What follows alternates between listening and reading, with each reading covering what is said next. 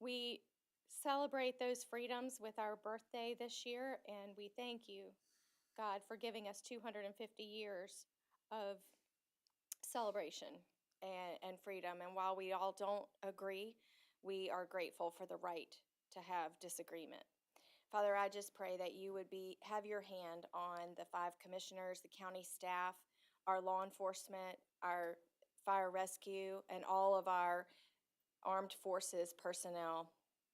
For those of us here in Clay County, as we conduct the business of the county in the vision of the people, that you would bless our words, our thoughts, our deeds, and our actions.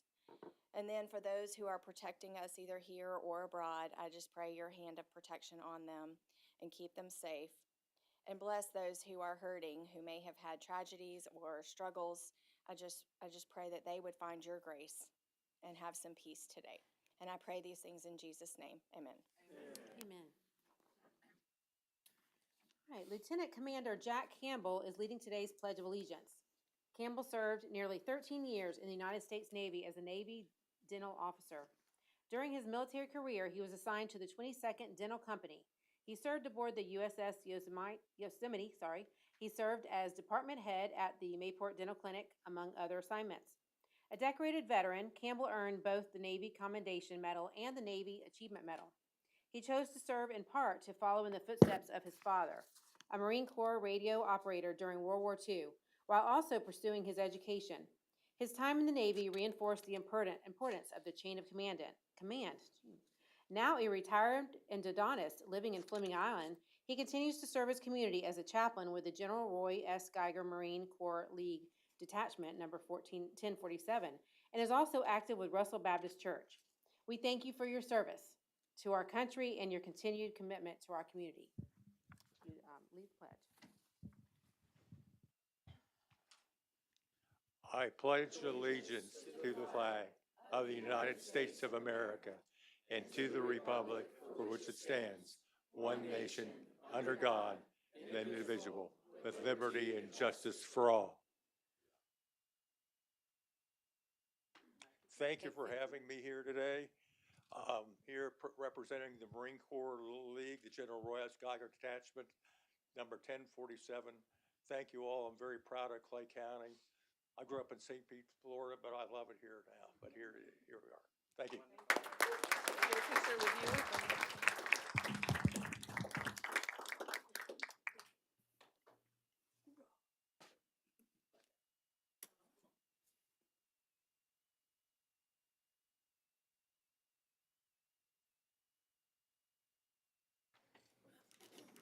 I call to order the Board of County Commissioners meeting for May 12th, 2026. And all of my commissioners are here with me today, and we will move on to pet adoptions. Okay, our first cat today is Pop Tart, domestic short hair, 4 years old and weighs 9 pounds. Pop Tart is as sweet as his name and absolutely stunning to look at. With his beautiful markings and charming personality, he's impossible to ignore. Whether he's lounging like royalty or curiously exploring his surroundings, Pop Tart is ready to add a little extra sweetness to his future home. Next, we have Bianca, a spayed female, mixed breed, 3 years old and weighs 54 pounds. Bianca is the perfect mix of sweet, silly, and curious. She loves hanging out with her gentle, dainty dog crew, exploring every corner of the yard and collecting snacks like it's her full-time job. This playful girl has a big personality, a goofy bounce when she gets excited, and the cutest little spark about her. Bianca is learning that good things come from slowing down and trusting her people, and she's already making great progress.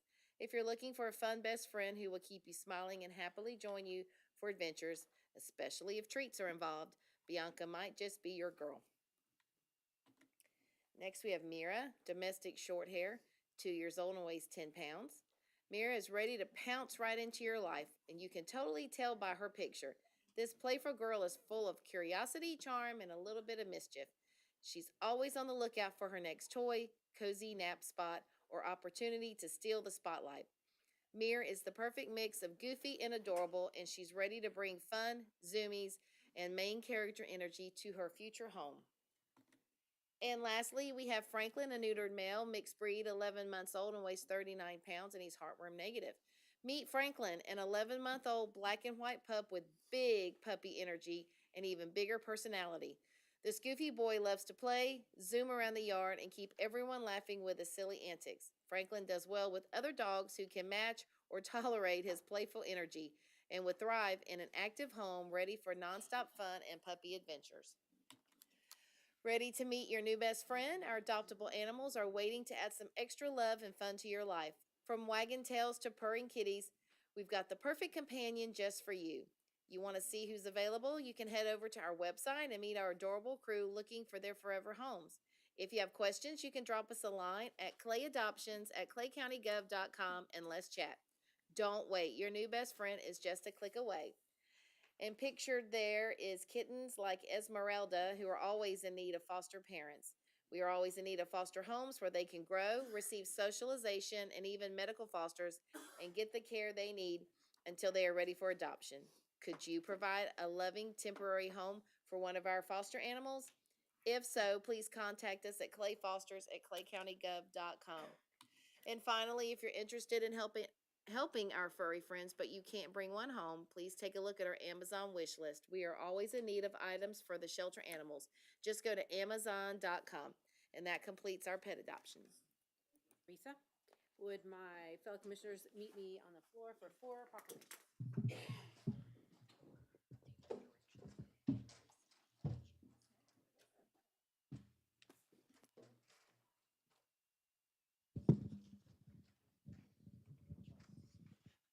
That's right.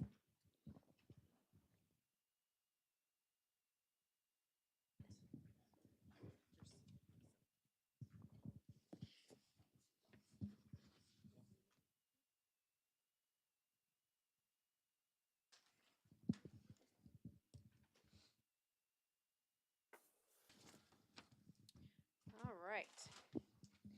So, each May during History Month and Historic Preservation Month, we celebrate our local history and those who work to preserve it and educate our community.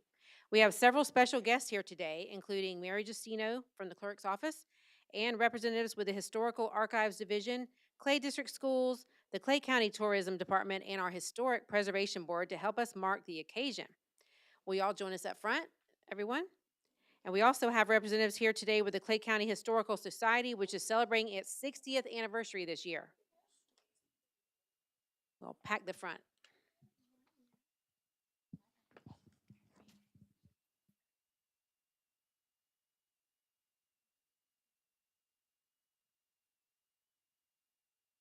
All right, Commissioner Condon is going to read the proclamation, and then we'll welcome some brief remarks from our guests. Whereas Clay County, Florida has a rich history dating back to December 1858 when it was established as an independent county from the Black Creek District of Duval County and named in honor of Henry Clay, the nation's 7th Speaker of the House and 9th Secretary of State.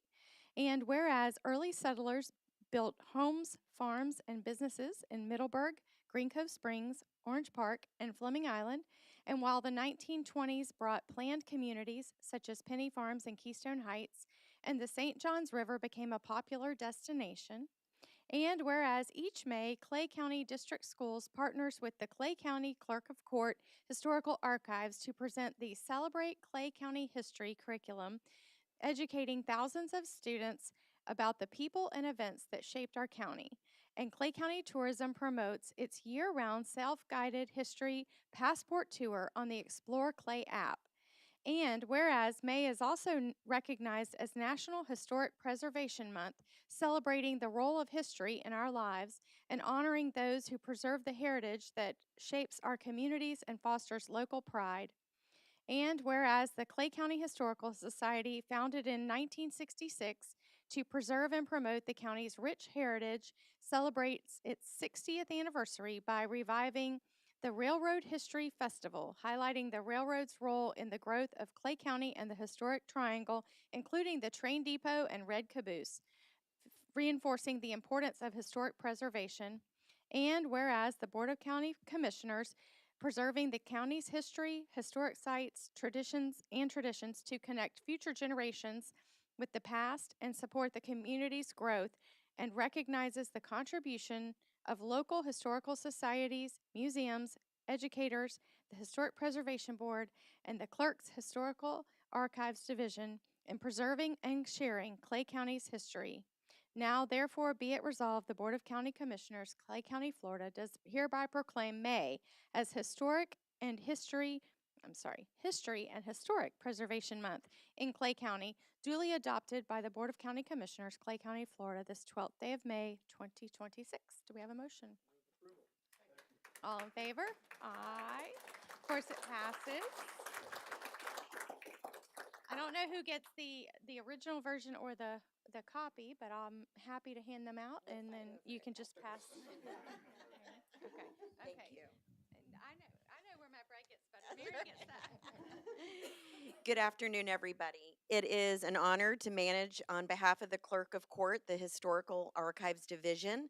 On behalf of Clerk Green, Supervisor Vichy Garrick and I are here to represent the office, and as well as Specialist Amelia Dixon, who many of you have met Vichy and Amelia over at the old jail before.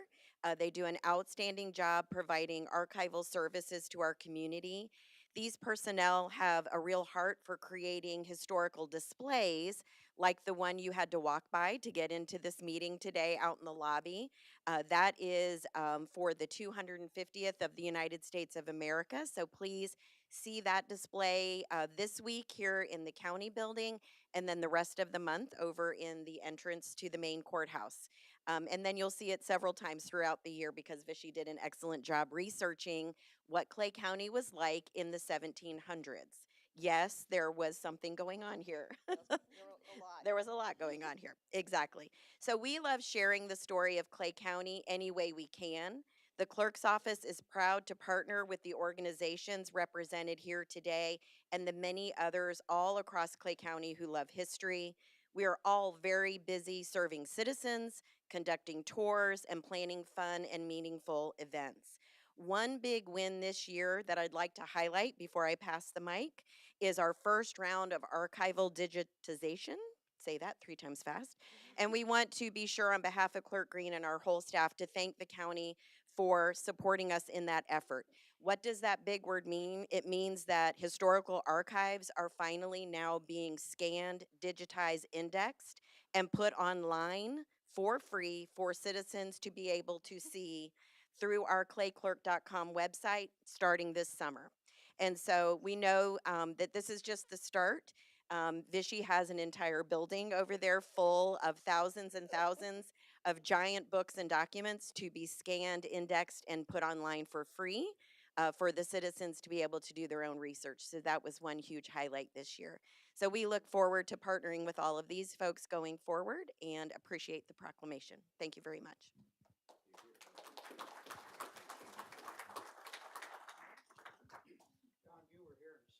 I was one of those originals. You know, my friends like to accuse me of that, and I'm probably going to admit to it one day, JB, but I appreciate that. To take just a moment, I'd like to introduce our board members that are here with us today. We have Jan Willems and Patricia Garlinghouse and Dr. Cheryl Gonzalez, and back here in the back row is Steve Griffith, and last but not least is Jerry Caselli. They're all board members of the Historical Society, and I'm pleased to report that as I look out in the audience, I see a number of faces that were with us last Saturday over at the old historic Triangle, where we had better than 1,000 people that turned out for our 60th anniversary of the Clay County Historical Society and the activities that we had scheduled all day.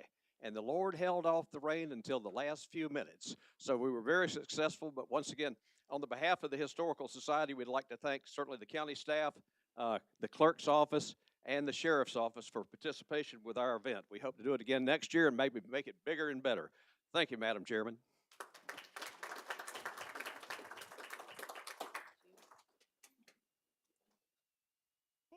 I am very honored. Oh, thank you. Put me in the spotlight. I'm very honored to represent Clay County District Schools, and on behalf of the school district and myself especially, I'm very grateful for the collaboration and the partnership that we share with the Clay Clerk's Office as well as the Clay Archives. Whether it is collaborating and creating curriculum for our students, especially for Clay History Month, providing some primary sources and documents for our students to analyze, or having our teachers come out for professional learning, and then coming onto campus and sharing with our students as well. We're so grateful and excited to continue that partnership, not just in the month of May and for Clay History Month, but also every month for the all year long.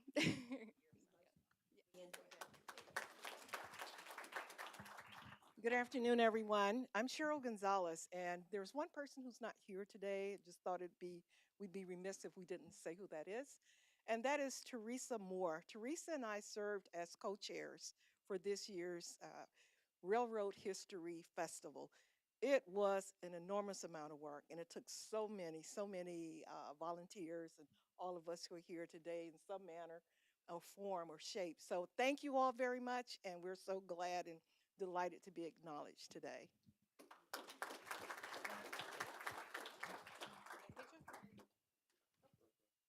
Sorry, Teddy Meyer, Tourism.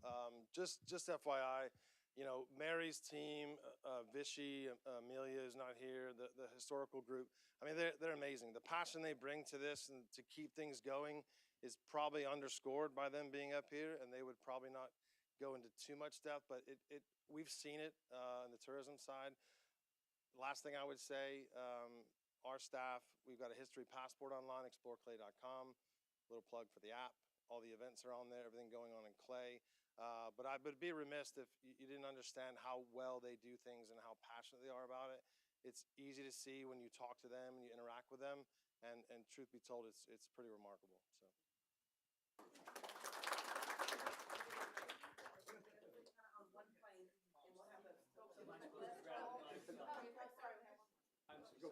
I'm kind of here wearing two hats. I'm with the Clay County Historical Society and also have the privilege of serving on the Preservation Board, which is an advisory board to this commission here, whose task is to preserve and protect the integrity of Clay County's significant historical and archaeological resources.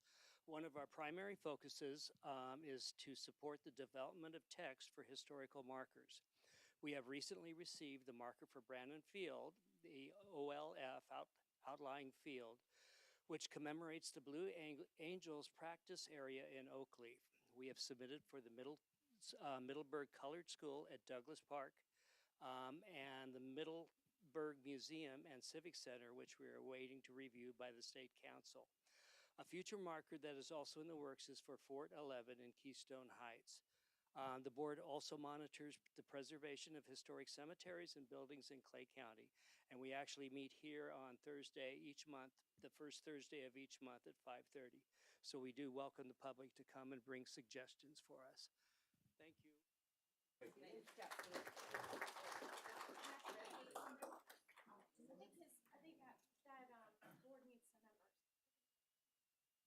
We need some members for that board, if anybody's interested.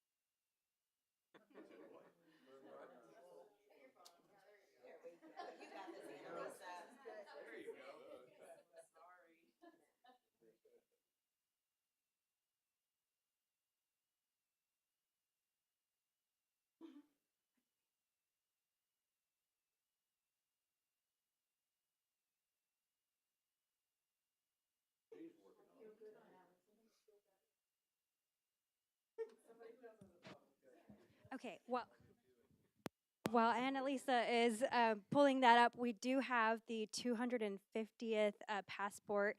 Thank you, Mary and Vichy, for helping us with the photos for that. So look out for the passport. That's also coming on the app.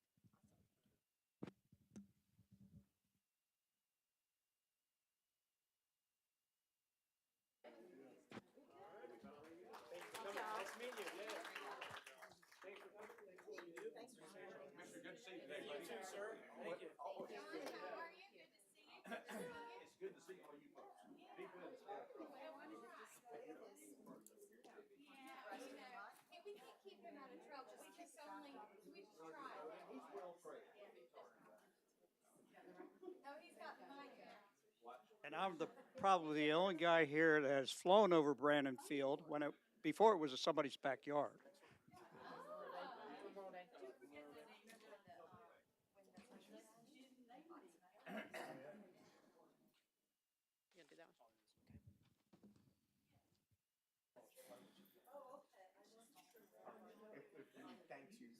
May 25th, 2026 is Memorial Day, a day dedicated to honor and remember the men and women of the U.S. military who gave their lives in service to their country in defense of our nation and its values. We have local military veterans here today to help us honor our fallen heroes, and we welcome Aaron West with the City of Green Cove Springs as we recognize 38th Annual Riverfest celebration, held on Memorial Day at Spring Park as a tribute to the courage and sacrifice of military service members past and present. Will you join us up front? And any veterans coming up? All veterans coming up.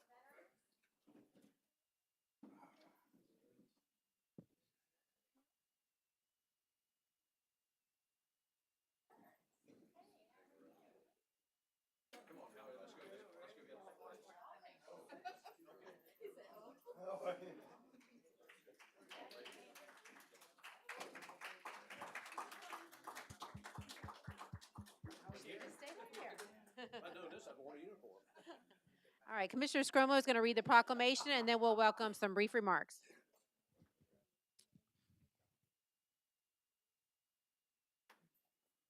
The proclamation reads, whereas Memorial Day is observed as a solemn occasion to honor and remember the courageous men and women who made the ultimate sacrifice while serving in the United States Armed Forces, and whereas the service and sacrifice of these fallen heroes who gave their lives in defense of the freedoms we cherish have secured the preservation of liberty, democracy, and the safety of our nation, and we owe an enduring debt of gratitude to them and their families that can never be fully repaid. And whereas Clay County, Florida has a proud and long-standing tradition of military service, with numerous members of this community serving honorably in times of war and of peace, and many making the ultimate sacrifice in defense of our nation's ideals. And whereas on Memorial Day, the community unites in reflection and remembrance, honoring those who died in military service through ceremonies, observances, and acts of tribute that preserve their legacy for future generations. And whereas on this day, we extend special appreciation to the City of Green Cove Springs for organizing the 38th Annual Riverfest celebration held on Memorial Day at Spring Park, providing an opportunity for the community to come together in unity to honor the courage and sacrifice of the men and women who have served in the United States Armed Forces, and to remember those who gave their lives in service to our great nation. Now, therefore, be it resolved that the Board of County Commissioners, Clay County, Florida, does hereby proclaim May 25th, 2026 as Memorial Day in Clay County. Be it further resolved that today and every day we express our profound gratitude to the men and women who selflessly placed themselves in harm's way to defend our liberty, and we honor the memory of those who made the ultimate sacrifice in service to our nation, ensuring that we may live in freedom. Duly adopted by the Board of County Commissioners, Clay County, Florida, this 12th day of May, 2026. Do I have a motion? And a second. All in favor say aye. Aye. And it's officially into the record.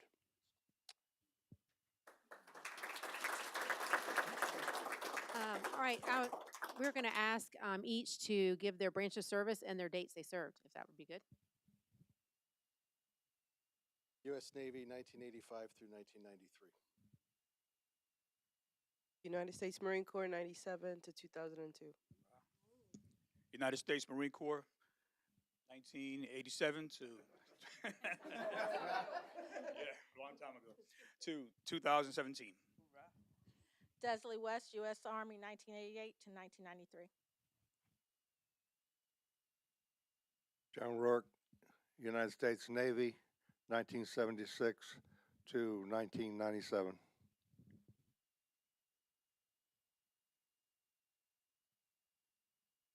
United States Army Combat Engineers, 1967, 1976. United States, Jim Renninger, United States Navy, 1972 to 1998. Well, good afternoon, Howard Wanamaker. This is kind of off. Thank you, John, for suggesting this. December 1990 to August 2016. Oh, United States Navy, of course. Paul Osario, U.S. Navy, 1997 to 2021. Ashley Gilmore, U.S. Army, 2011, 2015. Jack Campbell, United States Navy, 1980 to 1993. Aubrey Scott, United States Navy, 2011 to 2017. Jason Clark, United States Navy, 1994 to 2005. Caleb Reisinger, United States Navy, 1999 to 2019.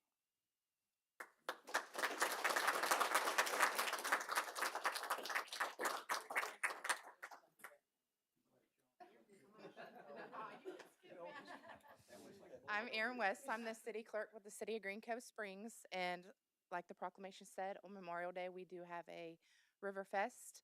It starts at 10 a.m. with our opening ceremonies for Memorial Day.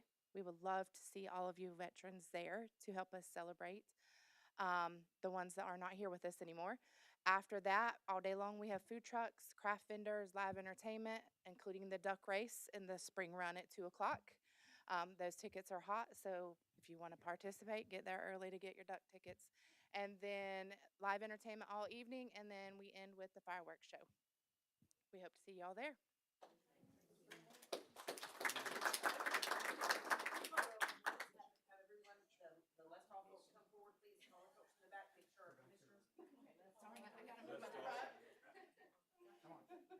Whatever you say, sir.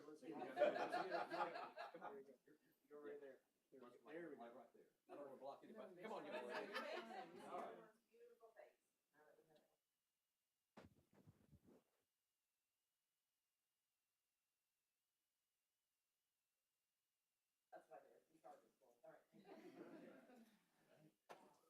Good seeing you. Good seeing you. How long you briefly say hello? Make sure y'all keep up the good work. Do we need this proclamation? She's got it. She's got it. You know it pretty well too. Come on Memorial Day and get it out. All right, we got EMS.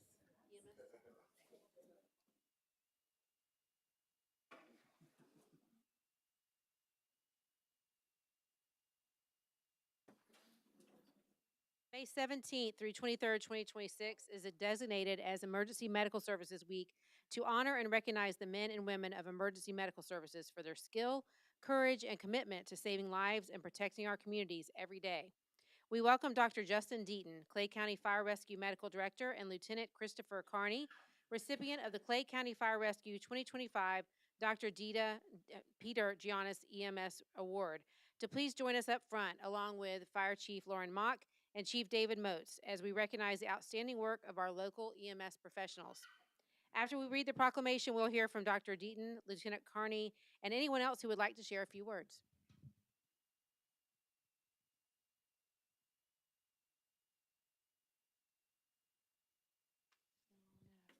The proclamation reads, whereas in 1974, President Gerald Ford established EMS Week to honor emergency medical service professionals and recognize the life-saving frontline care they provide in communities every day.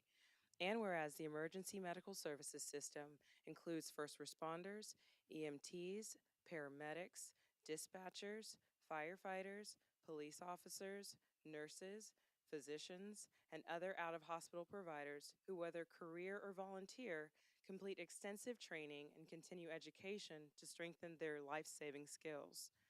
And whereas emergency medical services fill critical healthcare gaps by providing out-of-hospital care, including preventative, follow-up, and telemedicine services, while remaining ready 24/7 to deliver life-saving care that improves survival and recovery from sudden illness or injury.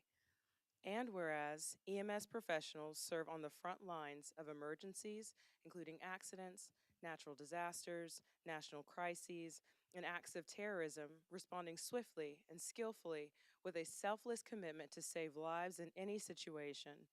And whereas in 2026, EMS Week theme, Improving Outcomes Together, marks the 52nd anniversary of EMS Week and highlights the collaboration between EMS professionals and partners across 911 dispatch, healthcare, public health, fire service, law enforcement, and the community to enhance patient care and safety. Now therefore be it resolved that the Board of County Commissioners, Clay County, Florida, does hereby proclaim May 17 through 23rd, 2026 as Emergency Medical Services Week in Clay County, and recognizes and celebrates the vital contributions of EMS professionals in protecting the health, safety, and well-being of our community. Duly adopted by the Board of County Commissioners, Clay County, Florida, this 12th day of May, 2026. Do I have a motion? All in favor? Aye. Carries unanimously. Thank you.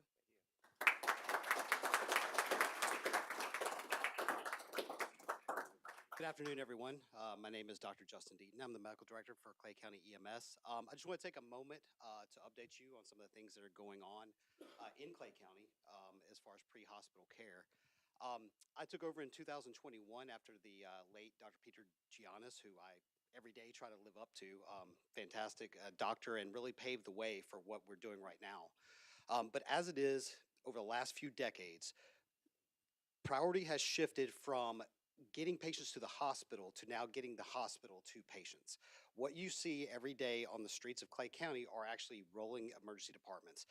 We have access to the majority of resources in the back of those trucks that doctors have in emergency rooms. It goes well beyond just blood pressure cuffs and EKG machines. We have state-of-the-art airway equipment. We have portable ultrasound machines. We have the ability through a collaboration with UF Health to get a CAT scan of your brain on the side of the road. And in my opinion, most importantly, starting next week, we're going to be able to perform blood transfusions in the field. So if you or one of your loved ones are suffering from a life-threatening blood hemorrhage, we are able to not only control the bleeding, but give you blood in the field instead of delaying that time until you get to the hospital. As you can imagine, this is a constantly changing environment, and it takes a lot of work to keep up with everything that's going. And my promise to you is that we will stay at the forefront of the progressive medical care that's going on in this country. I want to take a moment to recognize two people that help me daily to deliver this level of care to you. The first is Chief Jairo Herrera. Unfortunately, he's not able to be here, but he is head of our paramedicine program, and his dedication goes beyond just 9 to 5 clocking in. He calls me on weekends. He calls me all the time, and to talk about various problems that he is tasked with solving throughout the community. That includes vulnerable patients, where he is head of the community paramedicine program. He helps patients that are drug addicted that don't have access to care otherwise. He also helps the indigent population. He's done things such as arranging for hospital beds to be delivered to patients' home, helping patients that are living in less than ideal conditions find better resources for them. He is responsible for outfitting the community with over 500 AEDs, as well as Narcan, which is the reversal agent for opiate overdoses, is now readily available in Clay County. And I can tell you as an ER physician, our number of deaths from opiates in Clay County, opiate overdoses, is practically zero. And that is because of the efforts of Chief Herrera. He also has made this blood product distribution in the county possible. He has spent a number of hours putting this together, so I can't thank him enough. I wish he was here for the recognition, but I just want you to have heard his name. He does a great job, and I'm happy for him to be a part of this team. The second person is the gentleman sitting to my left. As mentioned, he is the Dr. Pete Giannis EMS Award, the inaugural award recipient. Dr. Giannis spent his entire life dedicated, his medical career, dedicated to pre-hospital medicine for both Clay County and some of the neighboring counties. Like I said, he paved the way for me to do some of the things I'm doing now. But with the amount of training that's required, Lieutenant Carney spends so much time making sure that not only just big picture things are being taken care of, but little things such as reviewing charts, making sure that our computer software is accessible, people know how to use it, making sure training is up to date, and quite frankly, one of the things that we do here in Clay County, it's actually in Baltimore, but we have a quarterly class, which is a critical care class where paramedics from all over Florida go and spend 3 days with us. He's the lead instructor. They have access to a cadaver lab where they can practice life-saving procedures in as close to real life as you can get, as opposed to plastic mannequins and things like that. He has also helped me set up simulations, high-fidelity simulations, through one of the simulation centers here in Clay County, and we rotate various rescues through there so we can go through different scenarios so that if these cases arise, we're able to troubleshoot them in real time. So if you wouldn't mind, please give Lieutenant Carney and Chief Herrera a quick round of applause. And I can say confidently, with the team that is behind me, we will continue to provide excellent pre-hospital care and stay at the forefront of pre-hospital medicine. Thank you.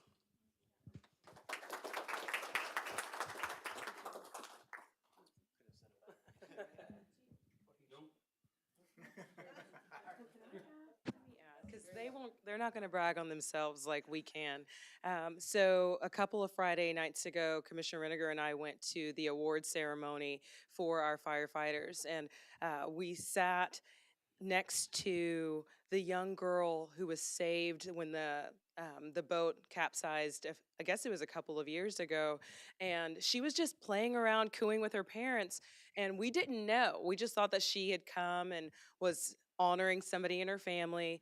And when they made the connection for us that she was who they saved, immediately both Senator Bradley and I had goosebumps because we realized that impact, I mean, and you could feel it sweep through the room, that this is what they do. They save lives, and this little girl will get to grow up and do amazing things because of their selflessness. And so we want to honor everything that you do to keep Clay County moving forward, but just putting our residents first. And they're not going to tell you that, but let me tell you, it was the most moving experience that I've had in a long while, and they deserve to be recognized. Thank you.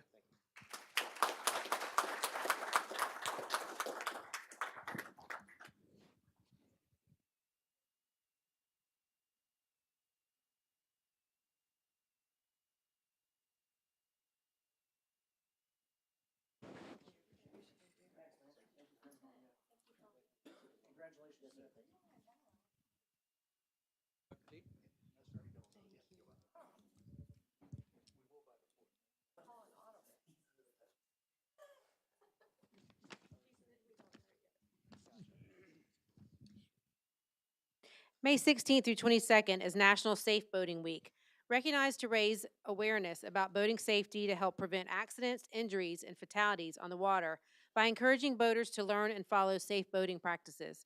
We invite Chuck Whipple and the other safe boating staff with the U.S. Coast Guard Auxiliary Flotilla 1408 up front for the proclamation. After we read the proclamation, after Commissioner Reniger reads it, we invite you to provide brief remarks. Yeah, this is particularly germane with the upcoming celebration on the first Friday of June, correct? And everybody up here knows what that first Friday in June is about. Boater Skip Day. So for those of you who are going to participate, listen up. Whereas boating is a widely enjoyed recreation activity throughout Florida, including among the residents of Clay County, Florida, offering opportunities for recreation, relaxation, and meaningful time with family and friends. And whereas boating safety is essential to preventing accidents, injuries, and loss of life, and all boaters share responsibility to understand and follow established safety guidelines, responsible practices, and applicable laws that protect those who use our lakes, rivers, and waterways. And whereas the United States Coast Guard reports that human error is a leading cause of boating accidents, and that many boating-related fatalities each year could be prevented through adherence to safe boating practices. And whereas safe boating begins with proper preparation, including practicing basic safety measures, such as carrying emergency distress and communication equipment, consistently wearing life jackets, completing boater safety courses, participating in voluntary vessel safety checks, and operating vessels soberly and responsibly. And whereas National Safe Boating Week is observed each May, coinciding with the start of the summer boating season in many parts of the country, to raise awareness of these critical life-saving practices and to promote safe and enjoyable experiences on the water for all. Now therefore be it resolved that the Board of County Commissioners, Clay County, Florida, does hereby proclaim May 16th through the 22nd, 2026 as Safe Boating Week in Clay County. And in so doing, joins the National Safe Boating Council, the United States Coast Guard, and the United States Coast Guard Auxiliary in our efforts to promote safe boating practices and encourage residents and visitors to enjoy the waterways of Clay County, Florida, safely and responsibly. Duly adopted by the Board of County Commissioners, Clay County, Florida, this 12th day of May, 2026. Do I have a motion? I have a motion and a second. All those in favor? Aye. It's unanimous. So thank you very much.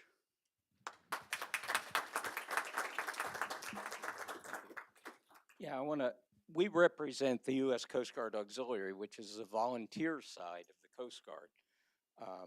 None of us get paid for what we do, but what we do is encourage boating safety. And we do that through, as pretty much as this said, through checking people's boats for them for their equipment, but more importantly, holding monthly boating safety classes here in Green Cove. In fact, we got one coming up this Saturday if anybody's interested. But anyway, thank you to the commissioners for honoring and respecting the fact that boating safety is an important thing for our community. Thank you again.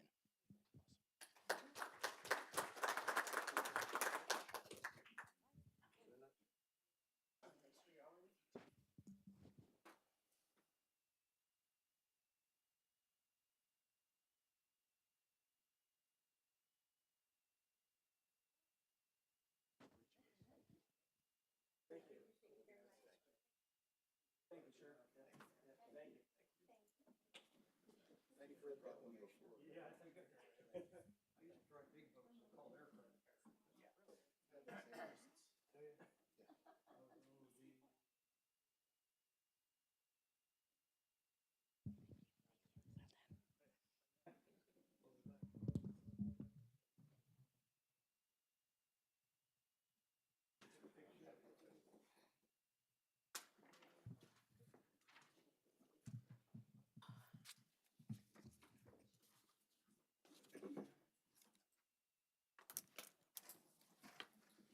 All right, we will move on to presentations, fiscal year 2024-25 financial audit report.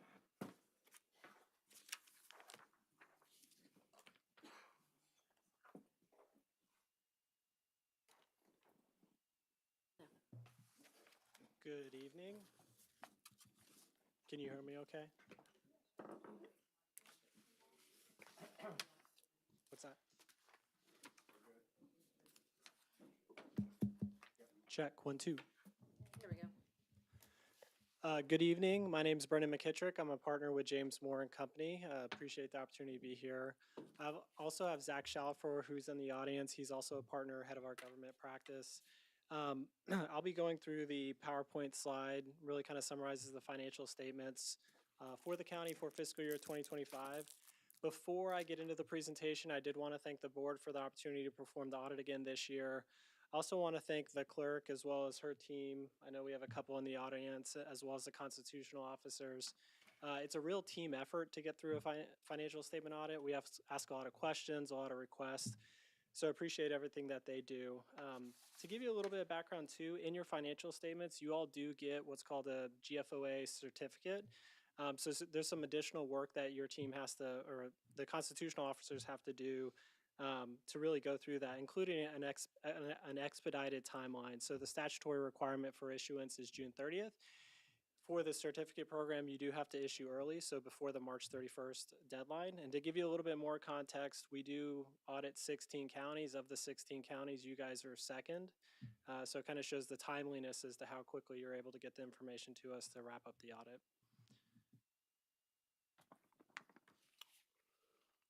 So one thing I like to remind the board is that, you know, the financial statements that you see are your financial statements. However, as auditors, we're required to include certain audit reports. The first report being your audit report in the front of your financial statements. This is where we express our opinion really over the reliability of the numbers you're looking at. We do have what's called an unmodified opinion or a clean opinion. It's really the best opinion we can provide over a set of financial statements. The second report is your single audit report. So since the county did have grant expenditures exceeding a certain threshold, we're required to do some additional testing over grant controls and compliance. If we had any additional items to communicate, like findings, we would communicate that in this report. And as you can see, there are no findings. The third report, internal control and compliance report, we are required to review and understand the internal controls with respect to financial accounting and reporting.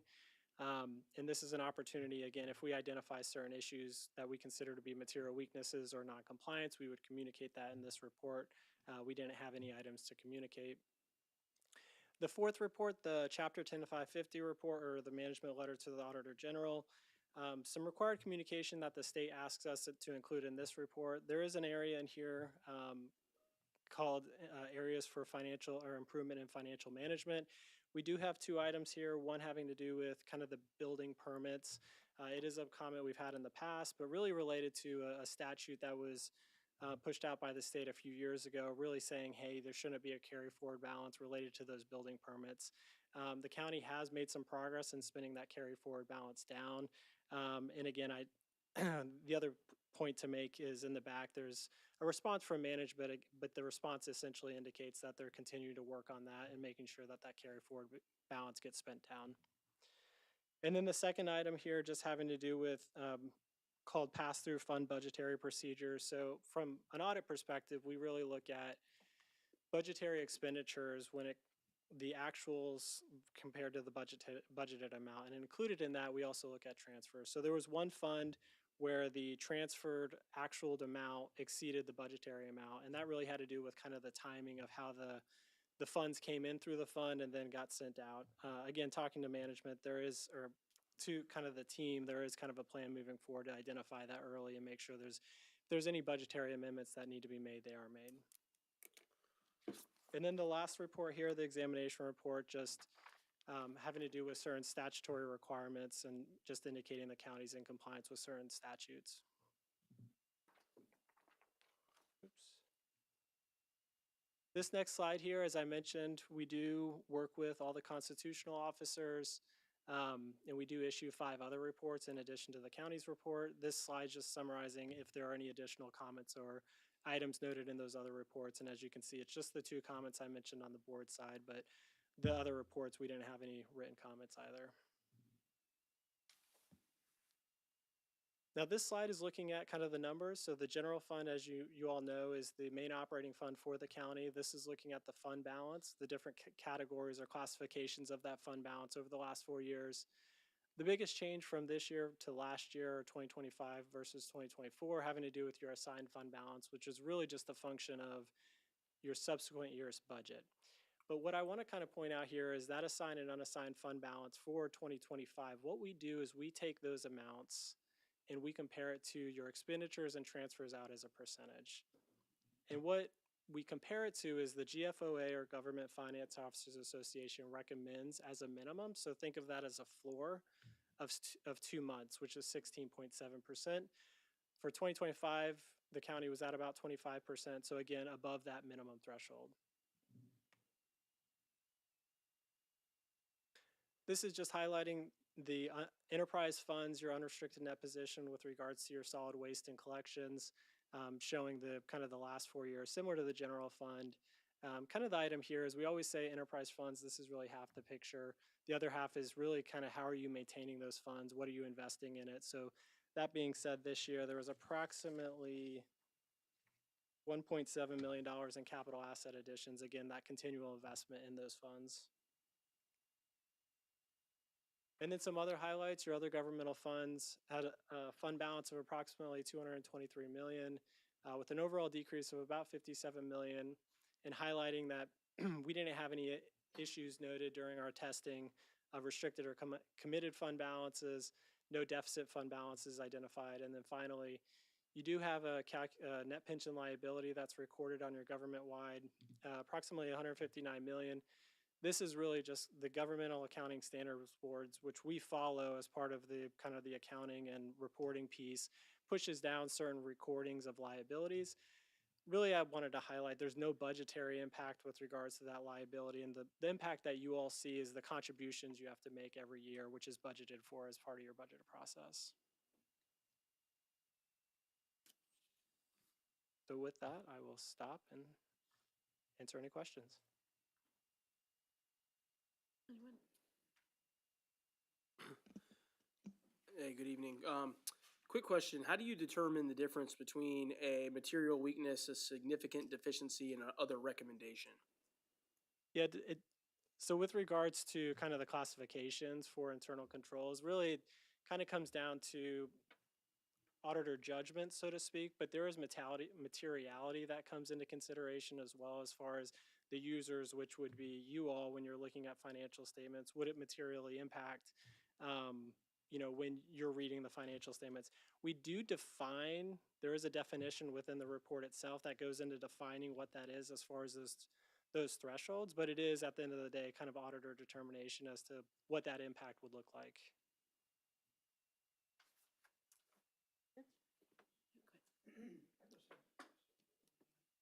Talking about solid waste, I always viewed that as a restricted fund, not an unrestricted fund. With regards to the dollars that come through? Just a title. I thought I thought solid waste was a restricted fund. So the fund itself is for a specific purpose, but the unrestricted portion has to do with basically the carry forward balance. So essentially if there's any strings attached to that. So restricted in the sense of, is there any external restrictions, either debt, obligations, grants, so outside parties that restrict those dollars. But the fund is there to set up so you can see the activity in a singular place. All right, with that definition, I think it's appropriate. Thank you.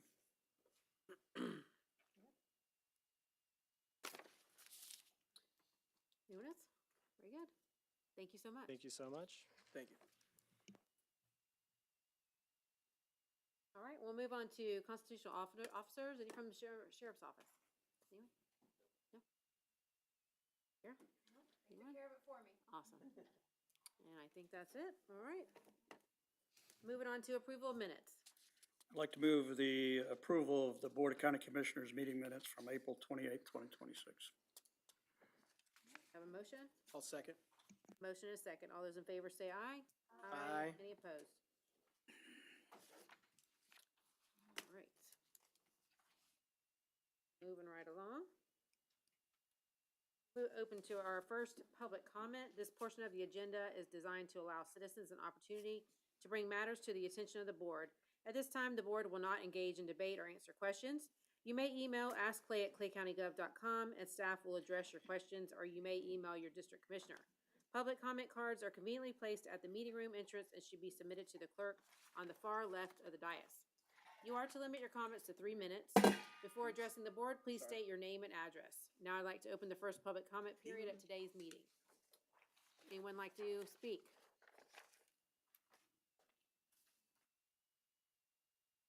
Very good. Nobody's talkative today. All right. Closing the public comment, and we will move on to consent agenda. And I'll take a motion. Madam Chair, I'd like to pull item number 8. Anyone else? All right, I'd like to take a motion then for everything but 8. Move approval. Second. All right, motion and a second. All those in favor say aye. Aye. Aye. Any opposed? All right, and we'll move to number 8. Mr. Scrumlow. Thank you, Madam Chair. I wanted to pull this item just to kind of sort of bring this back up about the schedule of fees for mobility fees. I said my piece on this when we had the mobility fee study. It was something that I was extremely passionate about. We've heard the community loud and clear when the community says that they want growth to pay for itself. And this agenda item is what that looks like in action. In terms of this board decided to maximize those fees to the maximum extent of the law. And just so the public understands, a couple of years ago, the state legislature passed a bill that limits local county commissions to increase mobility fees more than 50% of what they were already charging. Through all of the briefs that we received on this topic, I think that probably 8 to 10 years ago, I think this commission probably had a different outlook. And then after COVID, that kind of changed things. And, if they had a crystal ball, they probably would have made some different decisions. And it's been our job to get those back up to where they are competitive in the market in terms of building infrastructure. We're continuing to see extremely high costs of infrastructure. So we're going to have to continue to diversify our revenue streams to keep up with the growth that is coming. So most of all, I just want to say thank you to the four of you for maximizing it, because I think that's the right thing we need to do, and especially as we move forward. But I just wanted to say that, and I'll move approval of agenda item number 8. All right, I have a motion. Do I have a second? Second motion. Motion is second. All those in favor say aye. Aye. Any opposed?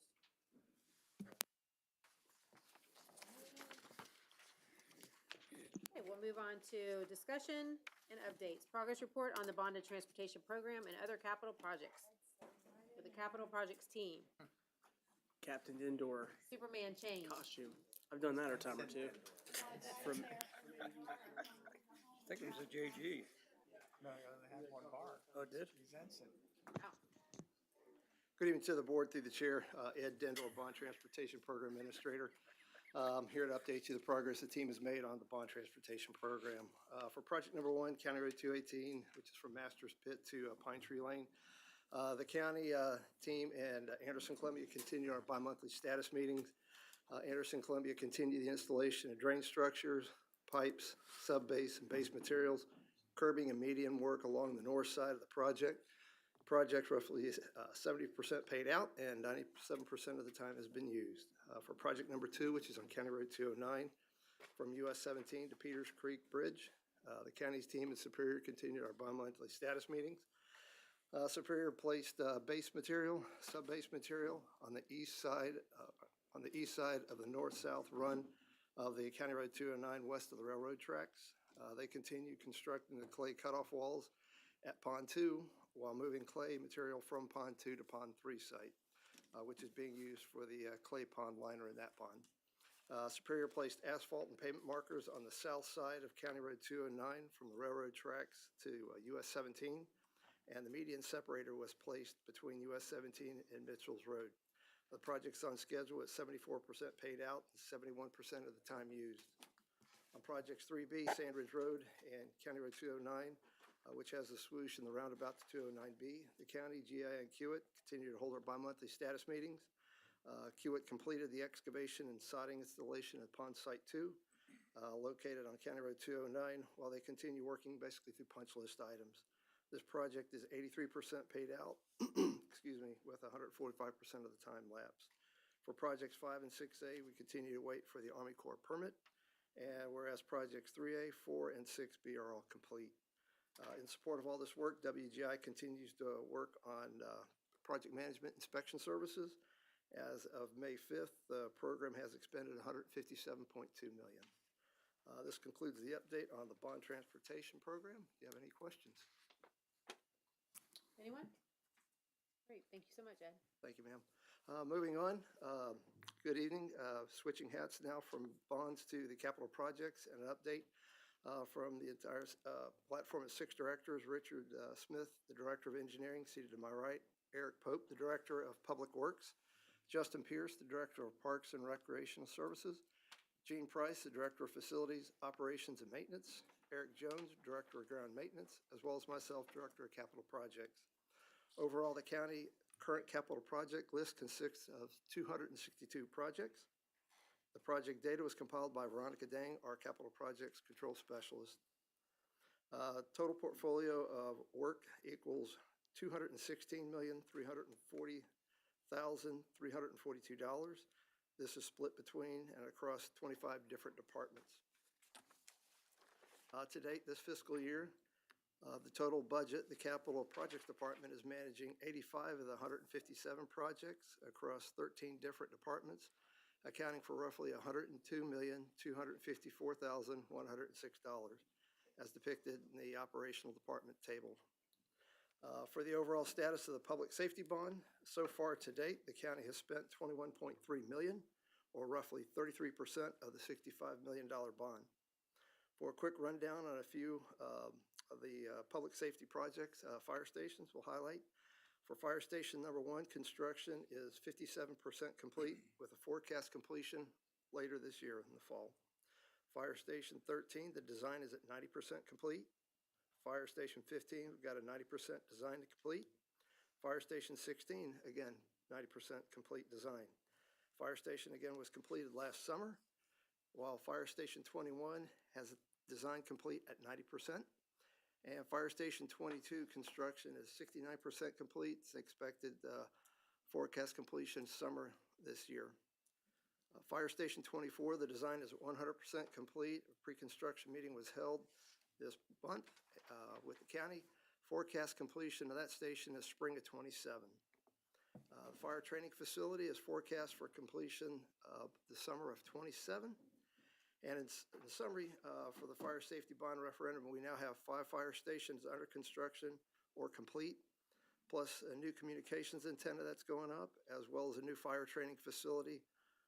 As summary, with 3 additional stations in design, permitting, and ready for future construction, and investing into 3 sites, 3 future sites for fire stations. Next up, we have the Animal Services Shelter, which consists of constructing the 3,200 square foot single-story animal shelter and care facility. Currently, contractors installing soffits, finishing the rough end of the overhead ductwork, installing sidewalks, and framing in the ceiling. This project is currently at 74% complete. Then we have the Economic Development Building, which is next door. 2-story facility with 3,400 square feet to accommodate the county's economic development staff. Furniture installation has been complete. The final CO, or certificate of occupancy inspection, is pending the installation of some internal communication devices. The building is still on schedule to be fully operational by mid-June. And a little farther north in Oakleaf is the new Oakleaf Library. It's under design, permitting, and the construction of roughly a 1,200 square foot building located off of Plantation Oaks Boulevard. Currently, the team is performing an internal review of the 90% design plans. We are expecting to have a final plan set and a guaranteed maximum price from the contractor to bring back to the board later this summer. And last, there's the renovation of the 4th floor and entry exit to the Clay County Courthouse. The project will build out, provide security enhancements, which will include the entry and exit points, renovating approximately 17,000 square feet located here in Green Cove Springs. Construction progress is currently at 57%, is on track for completion fall of this year. Now I'd like to turn over the floor to Richard Smith so he can go ahead and give you an update on the roadway and trail projects. Richard? Thank you, Ed. Our roadway update starts off with our normal County Road 220 bridge replacement and 4-laning project.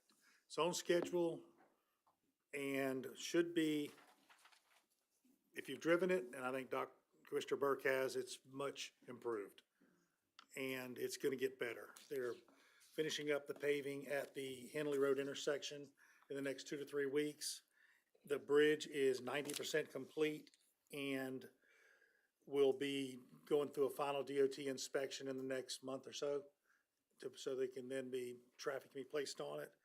We're still looking to finish up the area between the bridge and Nightbox Road. That's got to be rebuilt if you've been out there.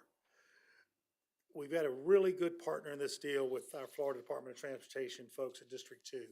During this project, again, nothing is new underground. You don't know what you're going to dig up. We dug up an AT&T vault that was about the size of this room that we didn't know was there. So we got that out of the way. Well, as we were on Nightbox Road, we found out some pipes had failed within the project area. They weren't on the plans. They weren't responsibility of DOT. They were owned by Clay County. DOT was able to step up, and it's about a $310,000 ad, and we're preparing them as part of this project at no cost to the county. So that was a very good relationship that we have with them, and we hope to continue it. That project is on schedule with final completion at the intersection in mid-July, and the bridge should open in mid-October, to be completely finished. Radar Road is a connector road that'll connect the roundabout on Town Center Boulevard to US 17. It's under construction, and they are, if you haven't been by there, it's a sight to see. They've really done a lot of work in the first month. Got a picture of the view from the roundabout. It's on schedule and should be complete next summer. Long Bay and Old Jennings intersection improvement is on schedule. It should be finished, Commissioner Condon, by September of 26. By this, it's going very well. So very good. This is a new contractor that just, not new to Florida, but new to our district. They just came up into DOT District 2, which are the 18 counties from Madison to Alachua to Clay to Duval, that north part of Florida as it makes the curve around to the Panhandle. And they've done very well so far. Again, it's a very busy area, very, very tough during PM peak. Be careful, drive slow, pay attention to the cones. But that will be finished up in the next 4 or 5 months. 220 resurfacing is underway, and if you're not one of the 215,000 people that told us they didn't like it, we'll let you know that it is being, there was a failure of the equipment during the paving process. They're doing it at night. A sensor on the paving, all these things have sensors. Our inspector noted it. It came out, it was bumpy. It's not a smooth ride. That is being resurfaced and remilled with no cost to the county. It was not acceptable. While it passed DOT specifications, it still was not, the ride quality wasn't what we had paid for. Rick? That portion will be completed after Town Center Boulevard. Yes, sir. Does that address, it's Louis Shirelli, his complaint about the roughness of 220, is that where he found a restoration? Washboard, yeah. And we answered his question. I haven't seen an answer to go out. Oh, We did? Okay. Yeah, he's been answered directly, I'm pretty sure. Yeah, I put out something to Commissioner Scremola that basically said, it's been addressed, it was noted by our inspector, and it's been taken care of at the expense of the contractor. I replied to him. Yeah. He must we have did. wrote all of us then. Yeah, Oh. yeah, somebody forwarded to everybody, so. Gotcha. I replied to him. Yeah, I think, it's not something we're gonna walk away from. It was just, you're working at night. I'm sure that's not as easy to notice something than if it were during the day. It was fixed, and there was some question whether we are inspecting these. We have full-time inspectors there the entire time a resurfacing project's going on. So we caught that, they did, but by the time they had moved over to Town Center Boulevard, we want to complete that. Then they'll do the main line improvements. And the last thing they'll do are the final turnouts on both Town Center and some of the median crossovers on 220. Overall, it should be finished in about 3 weeks. And looking ahead, they'll move the equipment to Doctors Lake Drive. So that's the next project on their list. The sidewalks out on Blue Jay and Mallard Road are complete. Those were started on Monday, April 6th. They were completed Friday, May 7th. So we have checked them. There is some steep sides on them. They meet all criteria with this rain. Hopefully the sod will catch on and stabilize, but we'll be watching them, and we have a warranty on those as well. So our DOT update starts with still haven't quite finished up on that northern part of resurfacing from 220 from Eagle Harbor Parkway down to Water Oak Lane. I really don't have an explanation for that. So, but Black Creek Bridge coming down into the city of Green Cove and all, that's going well. You notice a lot of work at the intersection at 209. We went over that today with Mr. Jim Knight from the DOT.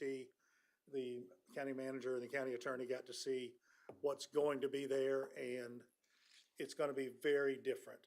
And you can tell by the work in the median as you pass there, there's some improvement to go, and that is scheduled to be finished by the end of this year. by December of '26. New intersection? The new intersection, that could be open sooner. DOT's gonna be done with their part? Is Yes. that what you're saying? Okay. Yeah. And then as you come down if you go into downtown Green Cove to Spring Park Coffee or south, you'll notice some barrels out there and some new striping. That's gonna be they'll build a median there to restrict your left turns and to enhance pedestrian safety in that part of downtown Green Cove Springs. So that is not temporary. That will be permanent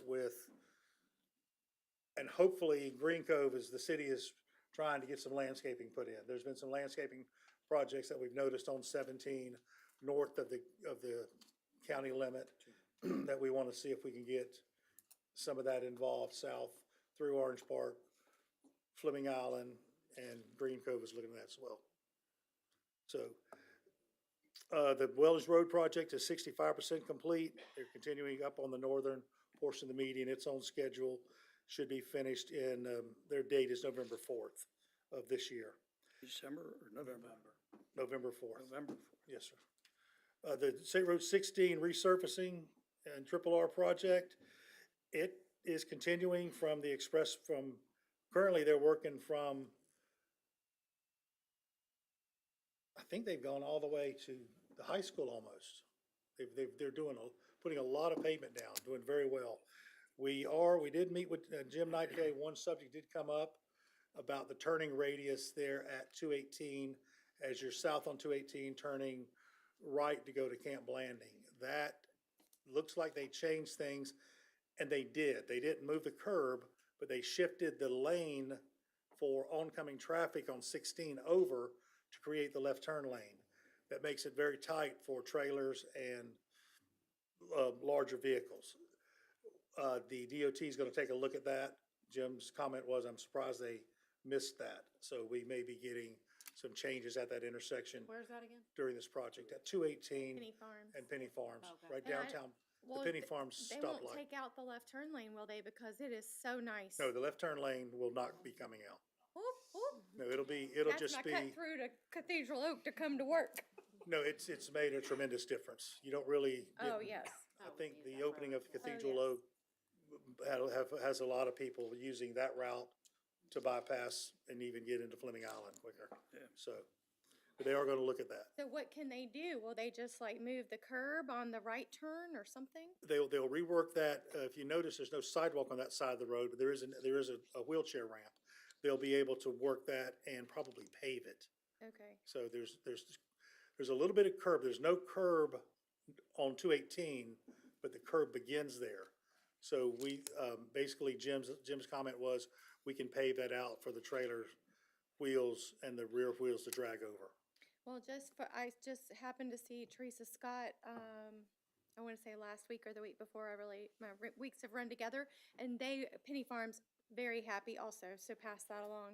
They said, thank you very much. Thank you. And going through Penny Farms, it does look a lot better, so. And they are, looking ahead, we got Doctors Lake, I mentioned, when that begins, that'll be night work as well, Commissioner Reniger, with about a 4 to 6 week time frame. They're looking forward to it. We're looking also to get a pre-construction meeting, this week for the two dirt road projects that we have in Keystone, and those should kick off and hopefully go very smoothly. And that's, any questions? Yes. Anybody else? Go back to, Bahama Bluff, so is that light gonna be up before then too then? That's all? Oh, yeah, when it'll go up and it'll be interesting. You'll have to learn your way around. You're coming south from Orange Park to go to Bahama Bluff. You will have to turn, your left turn will be north of the intersection onto 209. Riverside comes in. The fork? Yes, the fourth. Yeah. So you won't go up to the light and turn? You Not there. The light was to accommodate The left turn out. turning southbound into Green Cove traffic. Great, okay. And then my other question is, if you can go through this, okay, we're at 90% done of the bridge, but it's not gonna be usable till October. I don't get that. You gotta have roads to get to the bridge. And the roads to get to the bridge, that's what's gotta be, that Nightblock was completely rebuilt. It's now a dirt road from where the I thought they cones were are. working on them all, like, they're doing projects in conjunction or together, overlapping, I thought, no? They were, but the bridge was a separate subcontractor, Laware Company. And they were able, with no traffic on the bridge, with no traffic on the road, they were able to build the bridge, you know, nothing stopped them. So they built the west half first, from the Dollar General to the bridge. That's the 4-laning in front of that area. It did have traffic on it. It had folks that lived there from Joe John's Road over. And now they're shifting their resources to the Nightbox side, and that's why they found this drainage. You'll also notice that lake there by the, on Nightbox, Safe Animal Shelters, way down. I mean, there's already roads. There's already roads there, but we're just widening it, correct? No, it's not there now. Oh, it took. Yeah, if you drive there, it was, the new drainage system completely wiped that road out, the old road. So, and it would have done the same on the other end, except that road had to be kept in place. But it should go quick. We're hoping that it'll be, you know, that with good weather, we'll get that, they'll finish up. So, You mentioned an AT&T vault somewhere along there. Where was that at? it was in that area that we're talking about, between the bridge on the Nightbox side On the Nightbox side? and under the road. And we Yeah. didn't know it was there? No, and AT&T didn't know it was there. Like in front of Safe Animal Shelter, like that area? No, over behind on the construction site, where, you know, where the last driveway to the right goes up into that there's a rental property there. It's back in there. You've got to go through the barrels. I'll get Steve to take you out. You should. Is there any money in it? Yeah. Some old phone bills. The phone vault, not a bank vault. Time capsule. My mom's phone, she does have the last landline, I think. No, they have them all through Fox Meadow because they Yeah. have no cell service. What? It's an issue in there.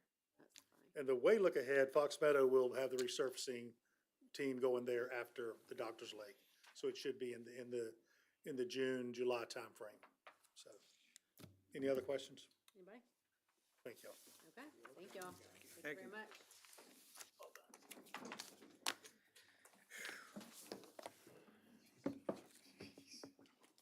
All right, we'll move on to our 5 o'clock time certains. Number 15, public hearing to consider PUD 25-0009 in my district. Good And Beth. afternoon. This item was continued by the Planning Commission to their June 2nd meeting. Okay.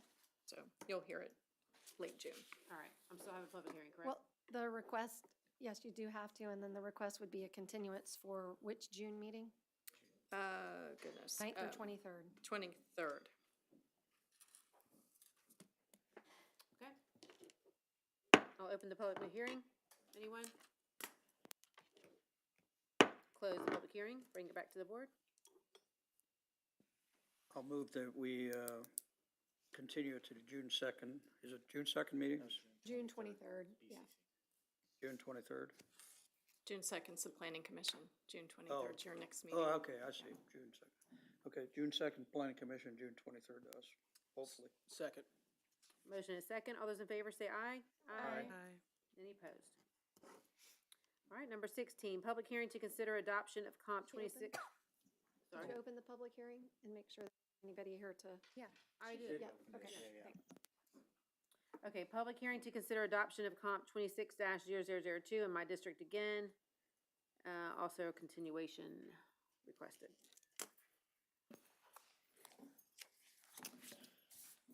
Good evening. Yes, this item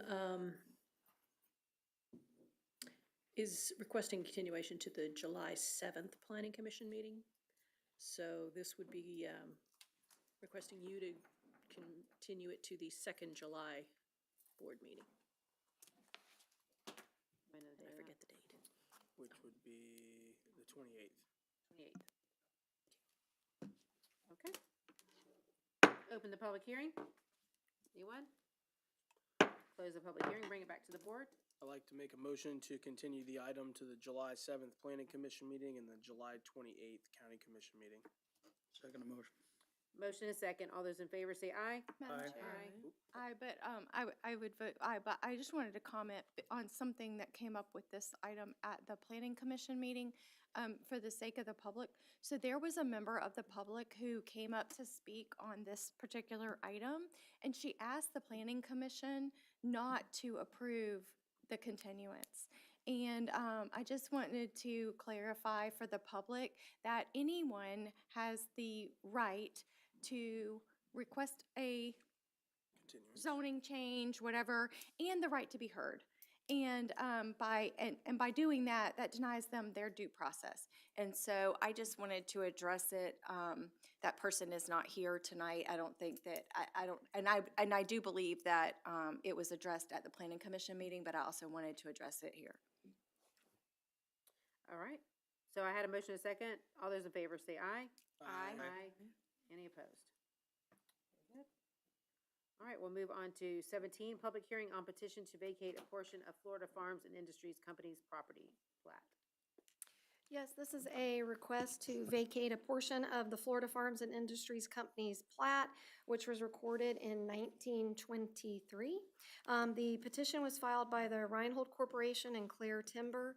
The portion of the plat for the petition is approximately 177 acres, which is located west and north of the fairgrounds. The purpose is to return the lands to acreage. As you probably saw on the old plat, it had an awkward development pattern that is really not conducive to today's standards. If you have any questions, we do have representatives from the applicant, Liam O'Reilly and Susan Frazier. Otherwise, just a public hearing. Okay. Would y'all like to speak at all? No? You good? Okay. I'll open the public hearing.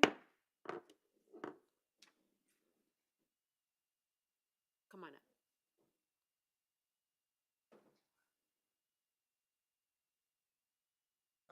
Thank you. My name is John Gross. I live right across from the Clay County Fairgrounds. My address is 2566 State Road 16 West. And the Reinhold people have sent me a map of the property lines that's been sent to me. And there's a portion down here that says something about vacating. And I'd like to know if there's any Reinhold people or yourself that can give me an explanation of what the vacating means with the property, because my property line is right on the west side of Reinhold property. I have 1,200 feet going straight down, straight north. Courtney, you have? So I believe that your property is outside of the platted portion, and you were just provided notice because within the portion that in your notice that was identified as part of the plat, that will just be vacated, meaning if you looked at the plat, there's a whole bunch of little lots. That'll all go away and it'll just be acreage. So it doesn't affect your property, anything with your property. And if you have any particular questions, Mrs. Frazier or Mr. O'Reilly are right behind you, and they probably sent you the letter. Okay. Yeah, the reason I asked that is because they came and did all the surveying on there, and I know where my property line is, and I know where their fence line was, but suddenly there's been stakes and stakes put in the ground on my property. So, and they came in about 15 feet on my property, so that's going to be my question to the Reinhold people. Okay. Okay, thank you for your time. I really appreciate that. Sure. Anyone else? No? Anybody else want to speak? Okay, I'll close the public hearing, bring it back to the board. So we're just vacating the plat. We have nothing to do with property line and all. That's between the two property owners. Right. I'll move we vacate the plat. Second. I have a motion and a second. All those in favor say aye. Aye. Any opposed? All right, we're gonna move on to 18. If you are going to speak for 18 or 19, you'll need to be sworn in. So please come to the center of the room for that.